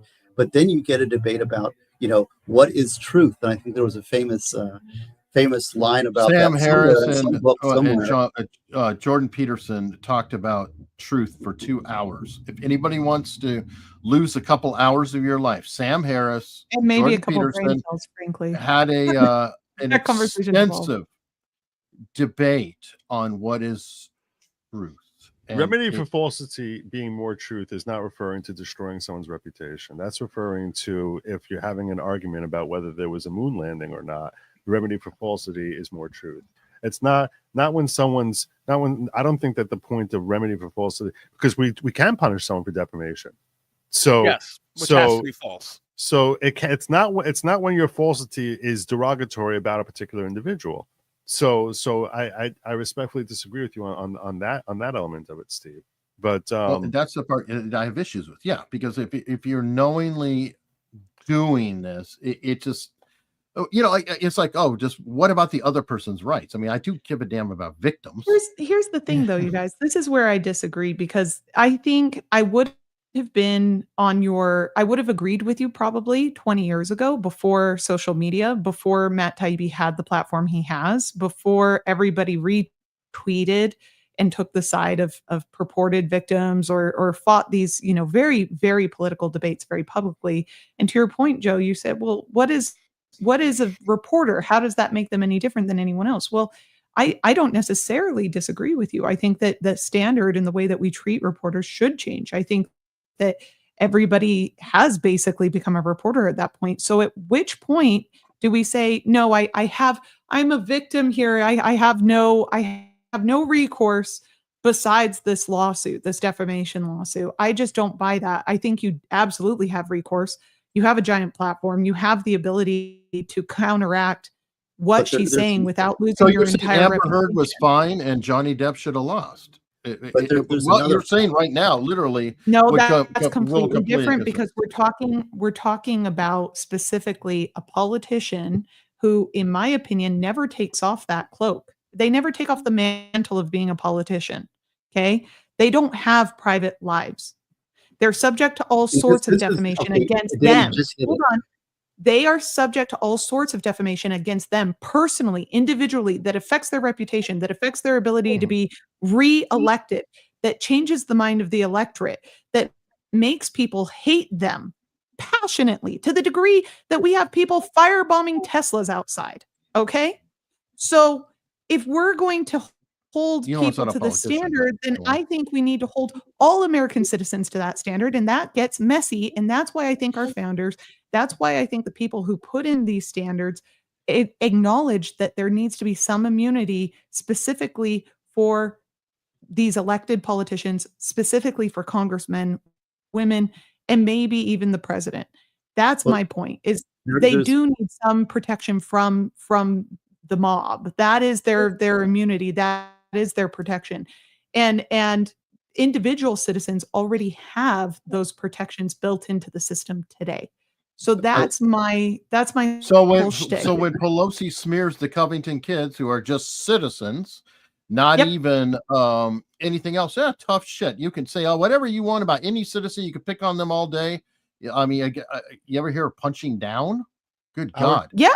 I agree, but let's not pretend that let's not pretend that people don't say shit about Nancy Pelosi that is objectively untrue. And the media is complicit in this. And they repeat she's a lizard. She's a lizard. True. She drinks, she's all into the adrenochrome gang, you name it. Okay. I've heard it all. I don't necessarily think some of them are wrong. I'll keep my opinions to myself on that one. But is she a public figure who put herself into the arena? Pardon? Is she a public figure who put herself into the arena versus the Covington kids she who also were showing up on a field trip? The people who put her there. So if we don't offer some immunity to these individuals and don't allow them to be human in Congress on the floor, right? That's what I'm saying. I'm saying that immunity doesn't go away when they leave Congress, in my opinion. I would go the exact opposite direction as you just went, Danny. I would have I would have the speech and debate clause as limited as possible. I would say in a congressional hearing, you shouldn't even have a speech and debate clause. It should only be if you're actually passing a bill. That's how far I think the speech and debate clause is something that we reluctantly have to protect them from criminal and civil liability, and as limited as we have to give them those protections and give them that and let them walk out on a pier and just go places that no American citizen has a right, criminally and civilly protected from that type of speech. And we give them that license, that I want to give them that license in as few areas as possible. I wouldn't allow it in a congressional hearing because I think that those are actually really a dog and pony show. I would have it only when they're standing up there and debating an actual proposed bill or offering up a bill proposal. Now, I don't think the Supreme Court would agree with me on that. I think they would probably say congressional hearing, they would also have protection under the speech and debate clause, and that this Congresswoman cannot be held civilly liable for her potentially defamatory statements against Matt Taibbi when she first said them. But certainly I would limit why there's no benefit to her or to Congress or to enabling us to have better laws by enabling that to be spread around or discussed out in places that have nothing whatsoever to do with passage of healthier laws for our country. There's another problem, though, that's being pointed out here in the debate, and that is, first of all, there's a problem with judge-made law. And New York Times v. Sullivan, which was grafted onto the court of defamation, is judge-made law. And it's not being updated. It's fixed in time, and it has these elements that are no longer workable. And the other side of this defamation claim that Danny's kind of touching on is that who is a public figure and who's a private figure. With the advent of the internet, everybody's been a public figure now. It's like we have no more. And then you have limited purpose public figures, which is right. And it's this that whole distinction is strange and unworkable. And has not kept up with technology, but yet it's grafted. We're in 1967 technology, or a court decision governing this modern technology, which has completely blown the whole private-public distinction. And it's the problem of the loss of private life in our world.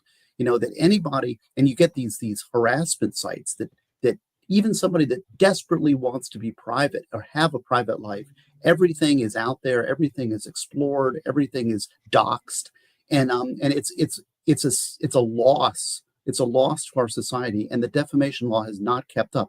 Can I come out and speak on any issue? Can I come out and speak on one issue I choose and maintain my private life? Or once I speak anywhere, then all of a sudden I'm completely open to slander from everybody? You see, and this is a big unworkable system that we have, and it all comes from activist judges back in '67, which were purposely addressing good attacks on Martin Luther King. They were unfair, and it was really, and they came in. New York Times was held liable for, it was a civil rights era case, but they grafted this out. It's court-made law, and it's disaster. And this is what we're dealing with, the consequences of a rogue Supreme Court, I would say, or Supreme Court overreaching on deciding more than what they should have on New York Times v. Sullivan. By the way, Joe, personally, although I'm talking about the law and the way that I view it as today and how I think it should work, given the law we have today, if we go the proposal of getting rid of court precedent, Supreme Court precedent, then yes, I'm very much in favor of getting rid of all immunity. And frankly, I think that the defamation laws need to be, the standard needs to be much higher. I think the standard is far too low. And I think we need to limit what that standard is. I think people have the right to lie. I don't think that means that you're fully immune from civil liability, but I do think that people come out and claim some civil liability and are entitled to compensation that I don't think they're fairly entitled to, frankly. I'm sorry. I think we need to have some breathing room in society for us to make some minor mistakes in our speech. I think that there needs to be ways to rectify bad speech that is not fully appreciated in the law. Even if you come out a week later and say, you know what, I lied, that was untrue, I'm sorry, that doesn't erase what you've done. I don't know the exact balance to strike, but if we're going to be getting rid of that immunity, my only concern is, and I don't mind getting rid of it, my only concern is that there are people who support those lies, their constituents, and lying is a political tool, whether we like it or not. When it comes to speech and debate, when it comes to getting bills passed, when it comes to moving forward agendas that your constituents hired you, elected you to get into office to move.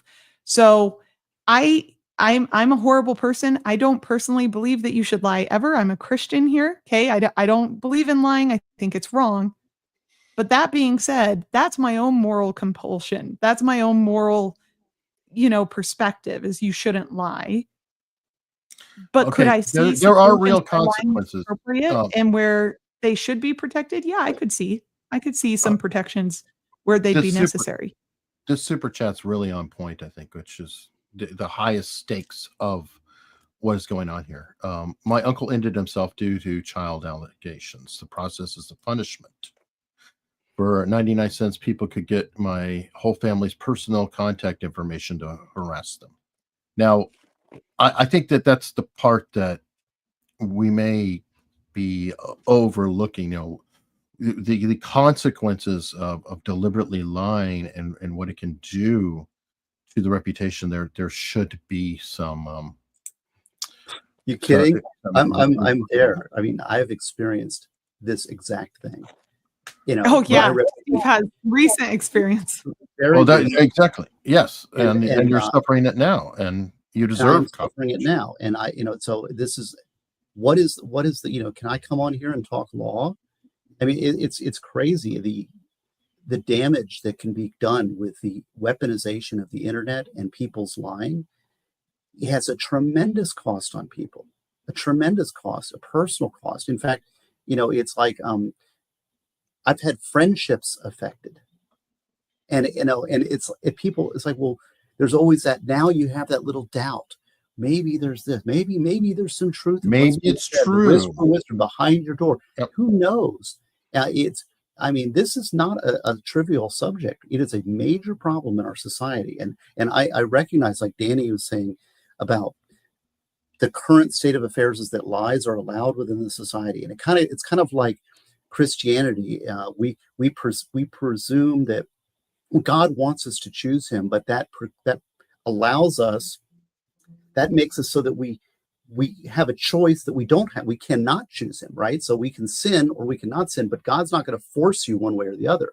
So we allow for sin, and it's similar to lies. We allow for lies, but in this case, I mean, the lies and the lying culture that we are drowning in is greatly affected our culture, individuals, and people's happiness. And I'm not certain that the European model, which is a lot stricter on speech laws, isn't the proper way.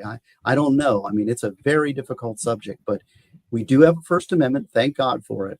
But Joe is proposing there needs to be some change, and this New York Times v. Sullivan needs to be modified because there's too much allowance for lies and the cost of the judicial system also has to be accounted for here. That in order to vindicate yourself and vindicate your reputation, the cost is so huge and so great that it's basically a barrier. So it empowers the powerful and disempowers the weak. And I don't think that's the kind of society we should live in. I agree. I'm gonna to close out. I did promise one more story that this broke this morning. Russell Brand has officially been charged now for multiple counts of pesky crimes. I can't say anything on YouTube. It makes it very challenging. This is his response video. I saw that it just came out. Hello. Firstly, thank you for these incredible and overwhelming messages of support. We're very fortunate in a way to live in a time where there's so little trust in the British government. We're very fortunate, I suppose, that this is happening at a time where we know that the law has become a kind of weapon to be used against people, institutions, and sometimes entire nations that will not accept and tolerate levels of corruption that are unprecedented. I'm speaking particularly to those of you that are watching this in the UK. How do you feel about your legal system right now? How do you feel about some of the high-profile cases that are not being pursued and prosecuted? How do you feel that the Southport murders were handled? How do you feel about the government of Keir Starmer? Now, that's just sort of general context. I've always told you guys that when I was young and single, before I had my wife and family, we're just out of shot over there, my beautiful children, I was a fool, man. I was a fool before I lived in the light of the Lord. I was a drug addict, a sex addict, and an imbecile. But what I never was a rapist. I've never engaged in non-consensual activity. I pray that you can see that by looking in my eyes. I want to thank all of you for your continuing support. I want to let you know that our show will be on Rumble on Monday. Thanks for your support there. And of course, I'm now going to have the opportunity to defend these charges in court, and I'm incredibly grateful for that. In the meantime, you lot, stay free, and we will be continuing to discuss this matter. All right, so I mean, this is going to be going on for a while. Obviously, there are some people have said that this is a political prosecution because the charges are from 1999 to early '80s, so over 20 years old. and the investigation with Channel 4 and all that did happen after he came out very strongly with different opinions that were going against the From grain Keir of the Starmer. government. From Keir Starmer. Yeah. Well, But you no, know, no, it- no. it's- This is before Keir Starmer was even in. He was questioning certain medical things going on vociferously. It's funny And- because a lot of these cases that everybody always throws in like it's 40 years ago, but same thing with Cosby. It's 40 years ago, but no one ever says like Cosby started, you know, his political leanings changed, so that's why, or this. I think each case is just what's the evidence they got, and the evidence they have against them, I think from what I've seen doesn't look great, but it doesn't look horrible either. So We also live in, I missed a little bit, but we also live in a society where people are targeted for their political beliefs. You know, there are, the government targets people, the mob targets people, the press. Dude, they're targets targeting for religious beliefs too, Steve. Like you don't have to Every- dance around it. Let's For not every- pretend yes, that this I'm not didn't dancing, come I out agree. after he had his redemption story and his redemption arc in Christianity. Oh, They absolutely are targeting him for that. And you know, I don't know. We'll have to see. We're also living in a society where we've all learned to just keep our mouth shut and wait. Hopefully everybody's learned that. Hopefully we continue to teach our kids that. Keep your mouth shut and wait until we know a little bit more. he shouldn't be talking. He definitely should not be talking. Hopefully he doesn't talk. Like if he's Well, I'll talking, tell you he can this.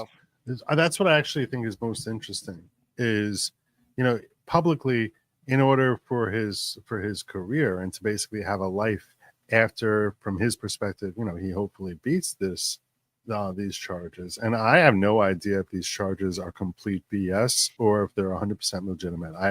I'm first learning about this actually right now. And I'll tell you that what's interesting to me is his statement.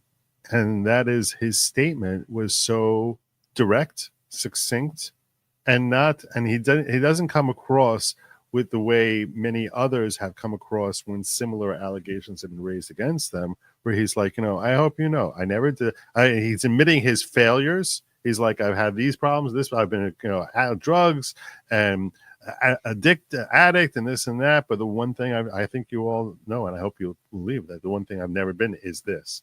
And I think that is I think that's the most powerful way for him to make his statement, where he's insulated from. He probably ran it by his lawyers, who probably were like, "Yeah, that's okay." I'm sure you he know, did. yeah, which is the right thing to do if you're a public figure who's facing charges like this. And I think that how succinctly it was stated seems to actually convey far more conviction and sincerity and credibility to his position.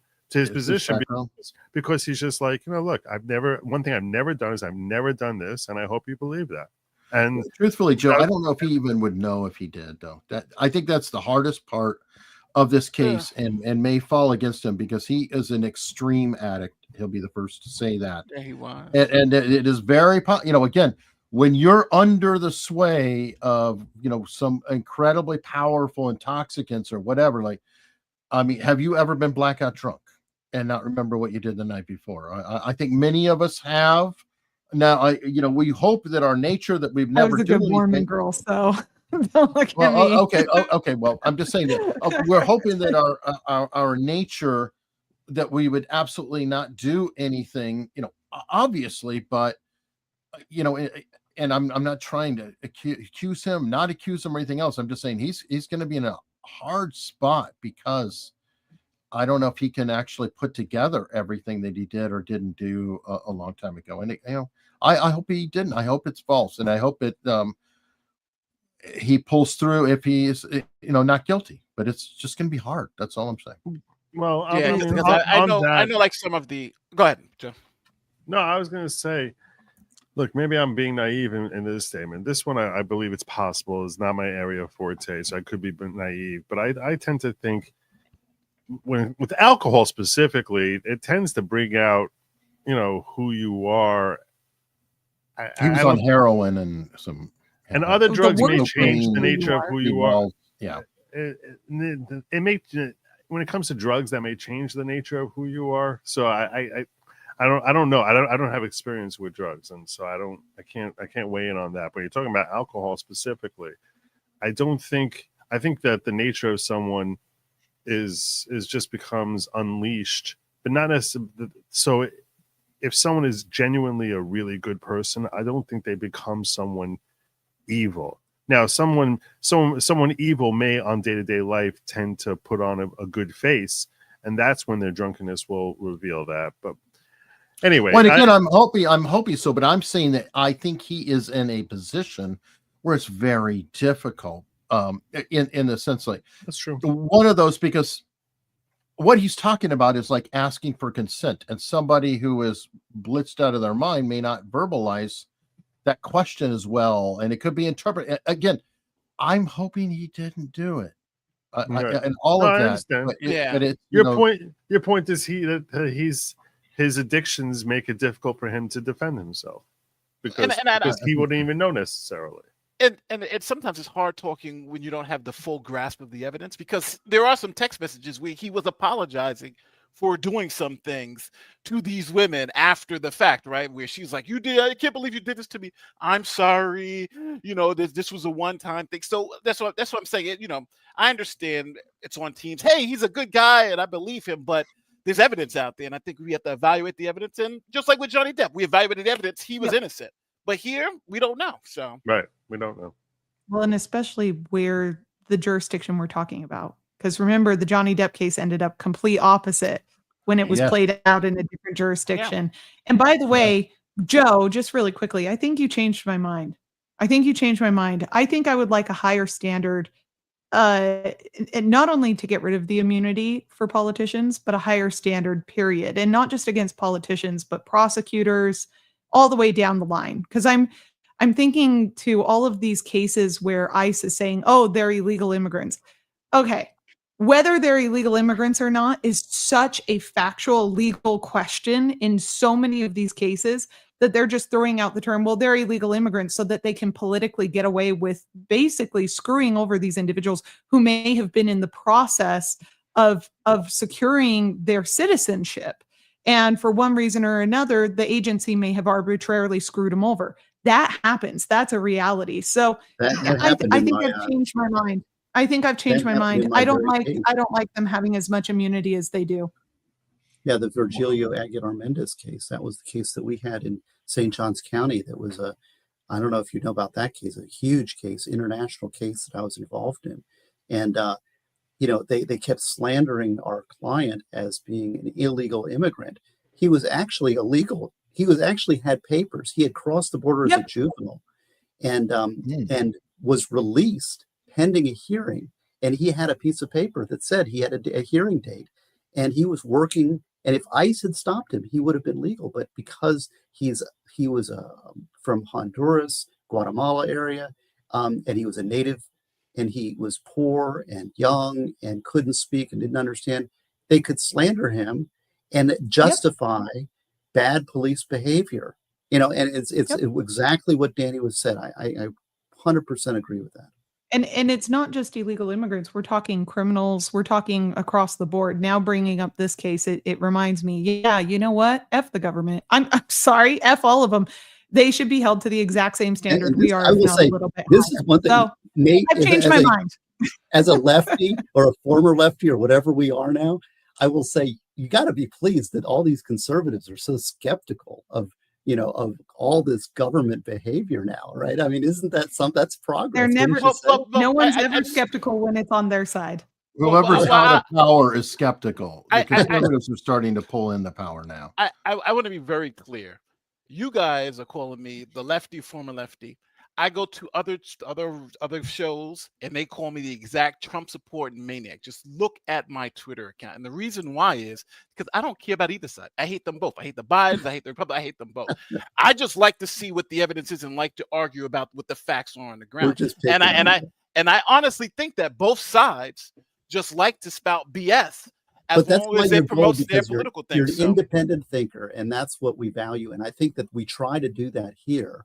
And I think that's why people are interested and they turn in. I mean, I have a lot of opinions that go against what people might think of me. But, and so when we start pigeonholing people, but the key is think for yourself. Yeah. You know, Amen to listen that. to everybody, listen to the facts, get different opinions, and be open to what they're saying, and try to debate with people honestly. And that's what we're trying to do. I think, By by the the way, way, Steve, Nate, I think you I'm in nailed it. your Like camp. on that, the whole if you're debating from your heart, like this is what you believe, I think that's what those supposed protections are for. Not knowingly lying, but giving the grace to where somebody can be incorrect, to where they can believe in something, debate that thing, and they may be incorrect, but then they can shift over time as they get more information. And that's awesome. I love, Danny, you changed your mind during the show. I think that's awesome. Nate and I argue all the Well, freaking Joe convinced me, right? Like Yeah, Joe and I'm gonna tell Steve you, had me convinced. that's still so huge. It's not. awesome. It's not me. It's them. They did their job. They're attorneys. That's what we do, right? We I'm have gonna- to give latitude to each other. But go ahead, Joe. Thank you. No, thank you. Eric, you just inspired me. You just inspired me between you and Steve Gosney talking about New York Times versus Sullivan, that the speech and debate clause written in the Constitution never contemplated that there was going to be for defamation an actual malice standard, right? That's true. Yes. They Yep. never the founder the framers of the Constitution never believed that, which is why I would think that to the extent someone is sharing that out, I don't know if that actual malice standard should actually apply in the case where, because now that immunity they have, I gotta think this through. Well, more. no, I gotta think this through. don't forget the speech and debate clause is a They have the immunity. jurisdictional It's tough, man. I don't. jurisdictional defect. So in other words, the speech and debate clause says the court doesn't have jurisdiction to hear cases of defamation regarding if you said it in this particular context. If you said it outside of this context, then the court has jurisdiction over you. So it's a jurisdictional trigger, not so that's the immunity. So it's that jurisdictional trigger. Just like if you're pardoned, then the courts don't have jurisdiction to hold you accountable for prior crimes. Can I opine a little bit, just as a learning process about New York Times v. Sullivan, just so people know what that is? There was a factual error in this. There was a factual error in a news story involving Martin Luther King in, I think, Alabama, and at that time the locals didn't much like this uppity guy from wherever, coming to Atlanta, coming out and disrupting their community. So there was a misstatement of fact in the New York Times in reporting on the Martin Luther King civil rights parade. And it was a sheriff. I think Sullivan was the sheriff, I believe. So he sued in local state court against the New York Times for defamation, for making a false statement in that story. And what happened was, and they came up with some like $1 million verdict out of the local court. And that went to the U.S. Supreme Court during the Civil Rights era. And so the Supreme Court was seeking to protect what was basically just a false fact, but something that was, preventing the state courts from weaponizing this defamation tort against their political opponents in the way they were trying to do with New York Times and Martin Luther King. And so that's when this decision came down, putting this whole actual malice standard public figure thing into it. So it was a civil rights era decision for a particular purpose. But so we need now, it's a different time now. And now we're left with legacy on this defamation statute and tort that is now unworkable, in my opinion. Well, and I question the motive of the government behind that and the motive of the judiciary behind that, because it was the FBI that was sitting there. We now know from the records releases and from what's been disclosed that the FBI and CIA were the ones who were the start of these lies that were then being propagated by the media. So the protection of this, the less we protect the CIA, the happier I'll be. So that's why I've changed completely. I'm completely on the other side. And by the way, Nate, you're not the only supposed lefty. I came out swinging in support of new mothers being able to vote remotely for 1 freaking month after birthing a child. And now I'm also a lefty. Well, I'm the anti-death penalty guy, so I'm the big birth. How dare I think that women serve this nation by giving birth to great citizens? How dare I, as a daughter of the revolution, believe that there's some value to women birthing our nation? How dare I? I'm basically a communist. Who knew? Oh my God. I'm a socialist for thinking that God damn it, you're going to spend this much money on freaking Ukraine and you can't spend a single dime on new mothers? Are you kidding me? We have to pay $6,000 minimum for our birthing expenses for a new taxpayer, for a new servant of the freaking republic. God damn it. Okay, that's it. I'm shutting You up now. guys are crazy. Matter of fact, because since Eric seems to be good, what are you guys thinking about what's going on with the tariffs in the stock market? Because the stock market, just so everybody understands, is dropping off a cliff right now. They're This down is a about nightmare. 4%. It's down. It's gone even worse because China hit the tariffs. So right now we're officially probably going to be going into a bear market when it comes to the Nasdaq. Meaning, we lost what, $2 trillion yesterday, so we're probably going to lose another $2 trillion of market cap today. What do you guys think about the tariffs? The whole, reciprocal. Just my quick thing, I'm in favor of reciprocal tariffs. If a country hits me with 5%, I'm going to hit them with 5%. I think that's only fair, but there's some issues on whether that actually happened here or not. But go ahead, I'll leave it to the I'm panel. fine with it if it's piecemeal. I'm fine with it if it's done strategically. The problem is we have a Sewol disaster on our hands. The Sewol ferry in South Korea, the one that drowned like over 300 kids, what happened in that case is the ferry was overloaded, overpacked, and it was navigating a very delicate canal system that's one of the hardest to navigate in the world. So you have this giant ship that's overloaded, and it's trying to make these huge turns, which are correct turns, if not otherwise overloaded. The problem is our economy is in shambles. We haven't been producing since the 1930s. We're a service-based economy. And so I agree with you, Nate. I think we're making the right turns. I think that the government's going the right way. I think the problem is the speed at which they're doing it, given how much pressure is on the system currently. By the way, for everybody who says, oh, gimme, F you, dude. We're already in a socialist country. I'm sorry. Whenever the government has to make a little correction or a little turn like this and you see the economy plummet, that's how you know that our economy is not truly a free market. So get out of your little la free land where you're thinking, oh, well, we're a free country. We're a free market. We haven't been a free market society for a long, long time. So I think it's wise to make slow adjustments and calculated adjustments. And I think this is too much, too quick, all at the same time. I'm in favor of it. But the timing and the way that we go about this has to be done strategically. And we're at 4.8 unemployment right now, 4.8%, 4.3%. Yeah. And it's going to just climb. It's going to keep getting worse. And, we laugh and we tell people, we laughed when we made fun of the Democrats for being elitists and telling people to go learn how to code. Guess what? We have an entire generation of kids who aren't machinists, who haven't learned how to farm, who are entitled. You think that they're going to go out there and suddenly have all these supplies and all of it? You guys, we have one. You know what happened in 2020 with construction? We had one glue factory in China, that provided all of the glue for our plywood and for our building and our manufacturing. By the way, do you know why we use wood in the US in the first place? Because we haven't been trained to use freaking cinder block. That's why all the other countries use it and we don't. We have created a nightmare scenario. That's all I'm going to say. So do I think that the medicine is correct? Yes. But do I think you can overload the system and accidentally kill people by giving them too much of the good medicine at the same time? Also, yes. Well, by the way, the biggest irony of all is, as you pointed out, the learn to code.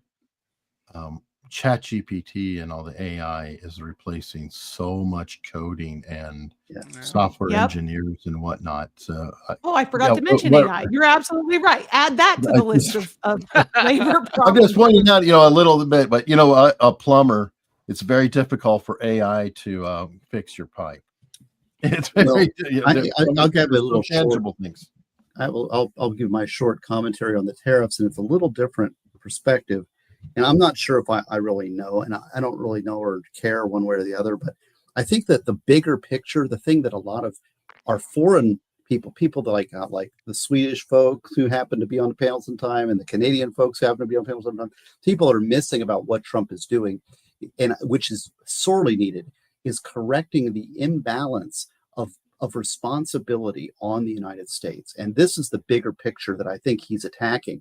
Tariffs are a means to do this. But for example, the freeloading that's occurred on the backs of the United States, we are just done with. We can't afford it anymore. The world has stood up after World War II. They are strong economically, but yet they have used the United States umbrella of defense for many, many, many years. They've used the United States as kind of Uncle Sam to give Their out the bitch. dollar. And at this point, we need to just say, okay, let's have some fairness. Stand up for yourself, defend yourself, take responsibility for your own country and your own sovereignty. And what mechanism, what is the tool by which we can use to correct that? You know, these NATO countries that are spending 1.3% of their economy on defense, that's got to change. And we've been saying it forever, but they don't listen. So how do you get them to listen? So I think that that's the bigger picture. All the Ukraine stuff, all the tariff stuff, I think it's basically going to that point. And it is a rough tool. Danny's correct that it's kind of it's rough, but I don't know how we get the world's attention. And Trump's doing it, and he's smarter than me in these areas. I would defer, and so I'm not against it, because I do agree that the balance of responsibility is out of whack in the world. And we got to be careful too when things can be immediately memed, like tariffing an island of penguins. You know, that does show that maybe we could, use a bit more of a scalpel than a sledgehammer. Also, keep in mind, certain things like Israel saying, "Hey, 0 tariffs." You know what? And you still hit them with tariffs for you. England's actually at a deficit. All those countries you see 10%. Well, they actually are paying more to us. They're importing more from us than we are from them. We're still going to hit them with 10%. Now we're starting to lose the fairness argument on some of it. And I think that's maybe what Danny's pointing out, but I think that's a little bit of a concern when you have countries who are actually, the trade deficit is in reverse. Why are we punishing them? That seems weird. That doesn't seem. We're punishing ourselves is the thing. We're punishing the middle and lower classes, and it's going to take time to resolve. Sorry, Joe. Go ahead. Go ahead, Joe. I'm telling you, though, this is going to slow down small business development. It's going to slow down growth. It's going to be hard for the next 2 or 3 years. And it's not good for me and my husband. And so, yes, I am opposed to these things all happening at once right now, because it fucking sucks. I think Joe has a rant he wants to get out. Go ahead, Joe. Rant it out. Free market economists love to say that tariffs are a terrible thing because tariffs beget tariffs. But you have to ask yourself a question. What happens when tariffs don't beget tariffs? What happens when one country gets tariffed and tariffed and tariffed and tariffed, and the other country is too stupid to ever respond with tariffs of its own? What ends up happening is that country ends up becoming the world's bitch, which is what has happened to us for the last several decades. But the entire world has been taking advantage of us for decades. And finally, we have a president who's in place who says, no more. No longer. We are the world's biggest economy. We are the biggest fish in this ocean, and we've been allowed these smaller fish to keep nibbling us and nibbling us and nibbling us without ever lashing back. Do I agree with Danny in general as a conservative? My principles, I mean, as a principled conservative, do I agree that it's a dangerous road to go to try and do a complete U-turn in the middle of going full speed ahead? Yes, I agree. That is somewhat dangerous, but you have to ask yourself pragmatically,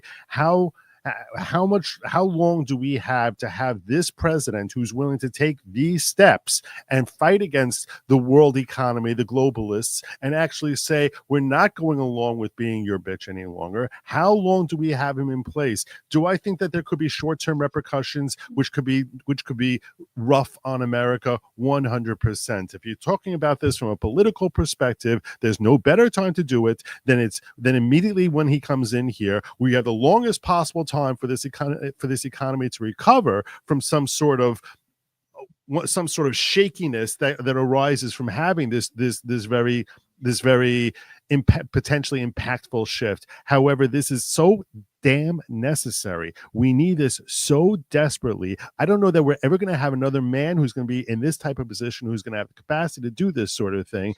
And frankly, he's been right on the economy, except when he's dealing with terrible pandemics. He's been right about how to handle the economy until now. I'm willing to give him that latitude. I'm willing to see how, give it a few months to see how these tariffs shake out. We're already seeing some countries which are doing about face and coming down on their knees saying, please don't tariff us, Mr. Trump. Trump. Please don't Joe, tariff us, Mr. Trump. Joe, that's great. And you know what? We are in all agreement. Vietnam's already come to the table saying, no, you know what? Zero, whatever. Yeah, but Joe. But are you going to answer, Joe? Because you forgot to answer the part that I brought up. What about all of those countries?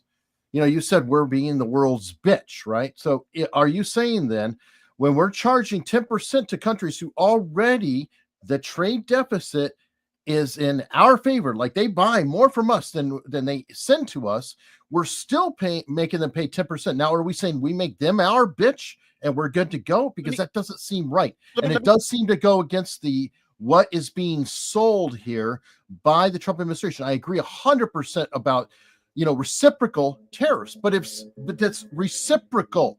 When you actually have countries that are at the reverse, why are we punishing them? What do they do? Is that furthering the Trump agenda of reciprocal tariffs and fairness that we're saying, no, we're the bully, suck it up? Can I get, just so we can have a clear example, Singapore has 0 tariffs. Trump just leveled 10% American tariffs against them and called them reciprocal tariffs. Why? I think what I've read, though, I think that's totally fair. We're the defender of the high seas, and we're the ones who are defending and protecting trade worldwide. By virtue of us doing that, we are getting screwed. I mean, in terms of the overall deal for some of these areas and for some of these countries, Singapore is not defending itself against China. Singapore is not opening up the South China Sea. That's us. That's us. Only us, by the way. You think that other countries are bullshit. That's all us. We're the ones who different. That's not a tariff talk. Yeah, but that's not a tariff. You're not answering. You're saying Are they actual tariffs? No. Is it actual reciprocal tariffs if you're looking at the technical words? No, it's not. I think these are good moves. I think this is the right thing. I think Trump really massively effed up when he threw our inflation into hyperdrive during 2020. And we printed over 40% of all the cash that's in circulation today was printed in 2020. That's an effing problem. And that was Trump's problem. So do I think he's sitting here trying to make up for it now? Yes. But I have serious concerns. So Nate, to your point, no, it's not a tariff to tariff. And the way it's being sold is not tariff to tariff. But people can't conceptualize the utter impact that the United States has in global trade annually, how much money, how much debt we go into to maintain the status quo and to maintain what is good for globalists and bad for us as a nation. So I agree with you, Joe. Dani, I got to stop you here. You specifically said this is not being sold as tariff to tariff. It's literally called reciprocal tariffs. No, it is literally. He literally I agree. Said, it is being. Yeah, he literally said, these countries have these tariffs on us, and we're going to do the same thing and then cut them in half.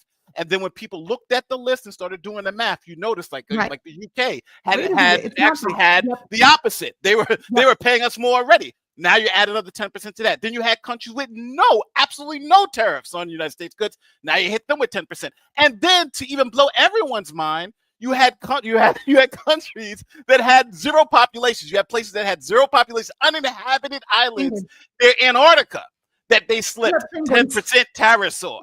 So we may say you're defending all this stuff, but why do the penguins owe us 10% in tariffs, right?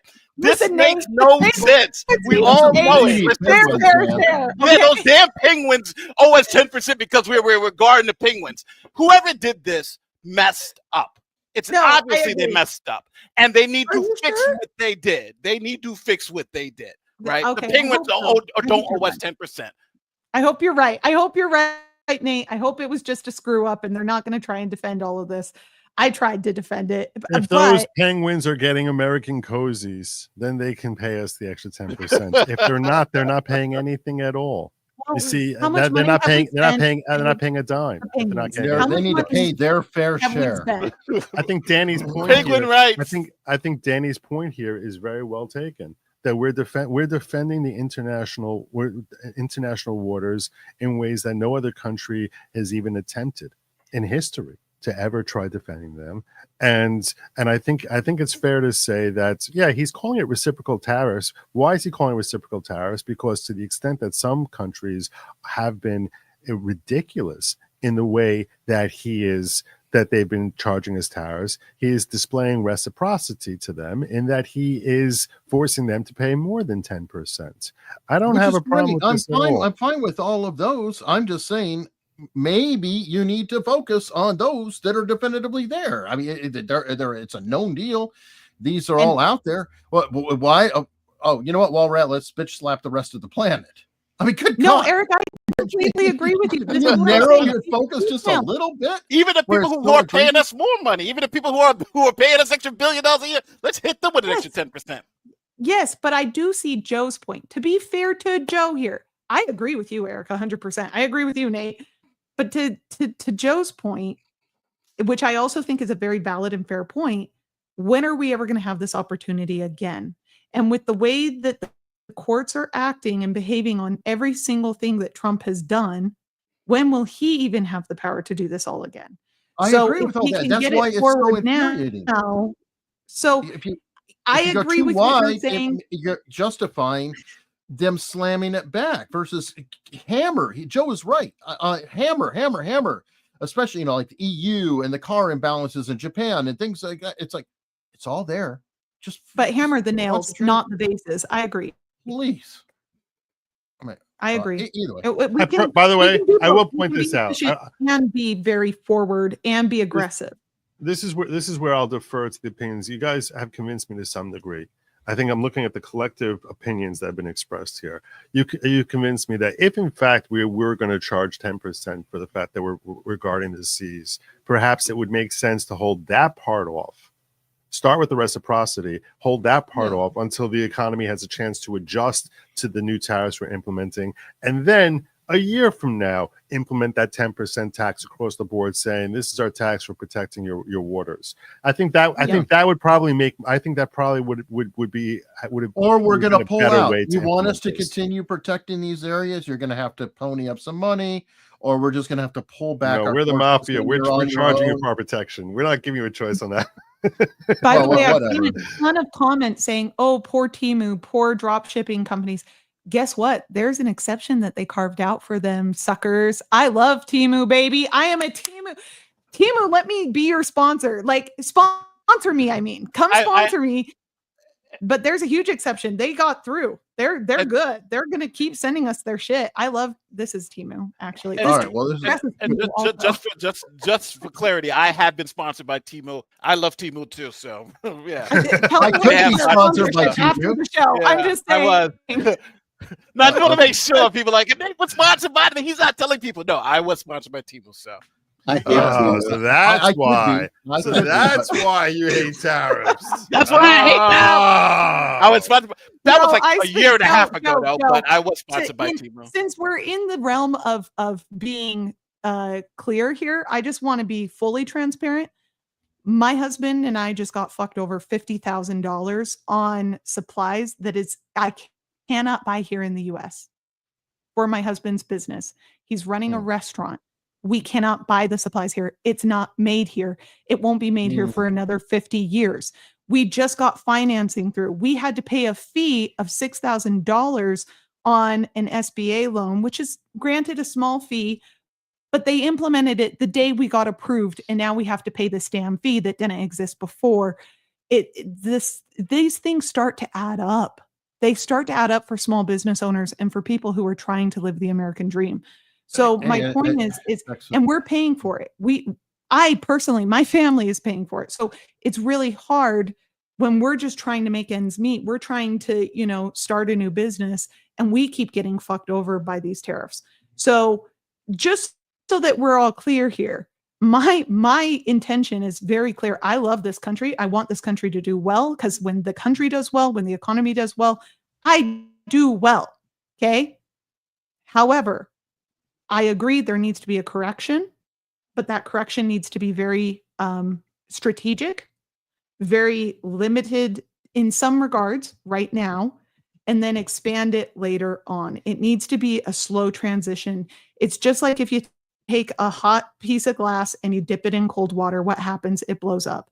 That's what is happening to our economy right now. We're already under heat and pressure, and we ain't making diamonds here, okay? We're making glass.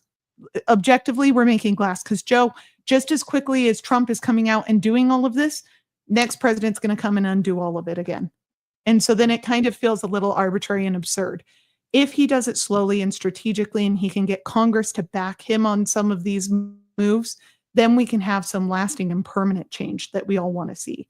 So that's all I'm saying. Okay, on that note, we're way past normal time. Nate, what do you have coming up next? I'm going to break down this particular tariff thing. So I've done the PowerPoint.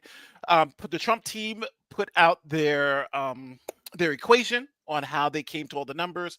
So I go through that and show how each country's how they come to all the numbers. I put something on Twitter which went viral, which did very well, about how the Trump team came to the numbers for each individual country. And obviously, I don't want to bury the lead, it has nothing to do with the actual tariffs they actually pay. It's really about the trade deficits and how the trade deficit, they just essentially took the trade deficit and divided it in half, and that's what their tariffs are going to be on them. So, and the market's reactions. And then other stuff I have, my regular lawyers and politicians acting badly. So you'll see those videos coming up. Steve, good to have you today, by the way. Thank you. If you like me, subscribe to me. If you don't, go away. Don't subscribe to me and don't watch anything I do. Buy a book. Danny, what's going on? I want the dollar store to actually be $1 per item, and then I'll change my mind about Temu. Okay, that's all I have to say. Y'all are greedy capitalists. You got too greedy, and now the little self-interested Danny is going to go where the money is. I'm sorry, that's how it is. This is how free markets work. Go cry about it, or just subscribe to me and tell me how much you hate me in the comments. But please subscribe first. So we are doing Karen Reed. We are doing Lori Vallow's trial starts on Monday. She's self-represented, and it's as spicy as you could ever want it to be. She is the end of days cult leader who was found guilty of the murder of her 2 children and her new husband's former wife, now deceased wife. And she is being held. We have a trial on the murder of her husband, her ex-husband, her former husband, who she set up to be murdered. So that's fun. And didn't Chad get the death sentence for his part? She didn't get the death sentence. Chad Daybell did. Yeah. Chad did. Yeah. So Okay. Chad has the death sentence up in Idaho. For whatever reason, they're not seeking the death penalty in Arizona for her either. They didn't seek it in Idaho for her. So this is going to be fun. I mean, it's going to be entertaining. That's female preference, I feel, because I do feel I'm dead serious. And I also think that there's a lot more to this that we talk about on our channel. So you guys come and check it out. It's a lot of fun. By the way, Temu is worse than you think. It's not that it's just cheap crap. It's also that they steal designs and intellectual property from U.S. sellers who want their products to be made in China. So there's multiple levels and reasons to hate Temu. I just can't hate them because I need my shit for cheap. Okay. I'm not paying $4 for damn Q-tips if I can get it for 50 cents on Temu. This is logic. Are you going to be mad at me? You can't be mad at that. Come on. Temu.com/Nate the lawyer. Labor anyway. If all these politicians are going to ingratiate themselves, I'm going to get some of mine. Temu.com/Nate the lawyer. I'm telling you guys. Shut up. All right. That is the person right here who's telling you the sponsored first. We hope you all enjoyed today's production of Temu Attorneys. And awesome. I also will be. I plan on covering the Karen Reed story certainly as soon as jury selection wraps up, because it's hard to even be getting the streams during the jury selection process. So, but certainly by the time they get to opening arguments, I intend to be covering that on a daily basis as well.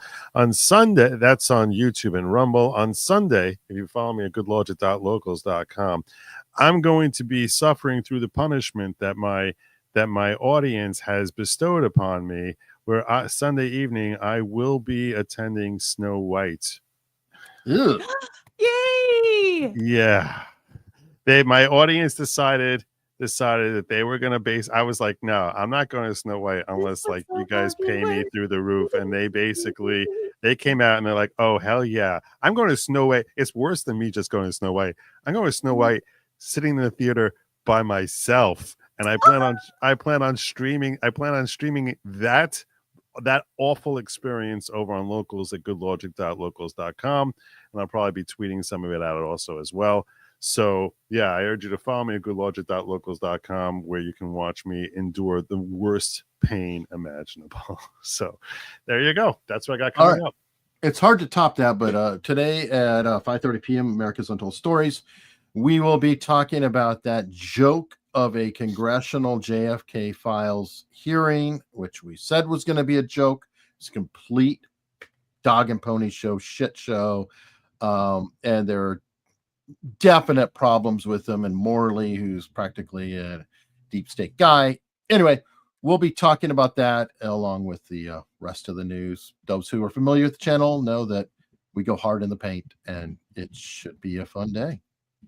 So if you like this kind of show that you're watching right now, though, why don't you hit subscribe? It's free. There's a button down below. You can hit for free. Won't cost a thing. And the only thing that's put out on this channel are these legal panels. So if you like a legal panel, you can't really lose. And if you're watching on Joe's channel or you're watching on Danny's channel right now, please consider coming over to Layback Law and subscribing, because they may not be streaming to their own channel this week. Or another week or whatever, and that is we're not here every week. And if you want content like this, you need to be subscribed over to Eric Hunley at Layback Law, 100%. And check out his check out his proven conspiracies also, because this guy is so awesome that Tim Pool is like, I need this guy in here right now. So. Yep.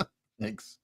That's right. We both had Tim Pool appearances back to back. There you go. Mark and I on 2 Fridays ago, and Joe last Friday. So amazing times. Everybody, thank you so much.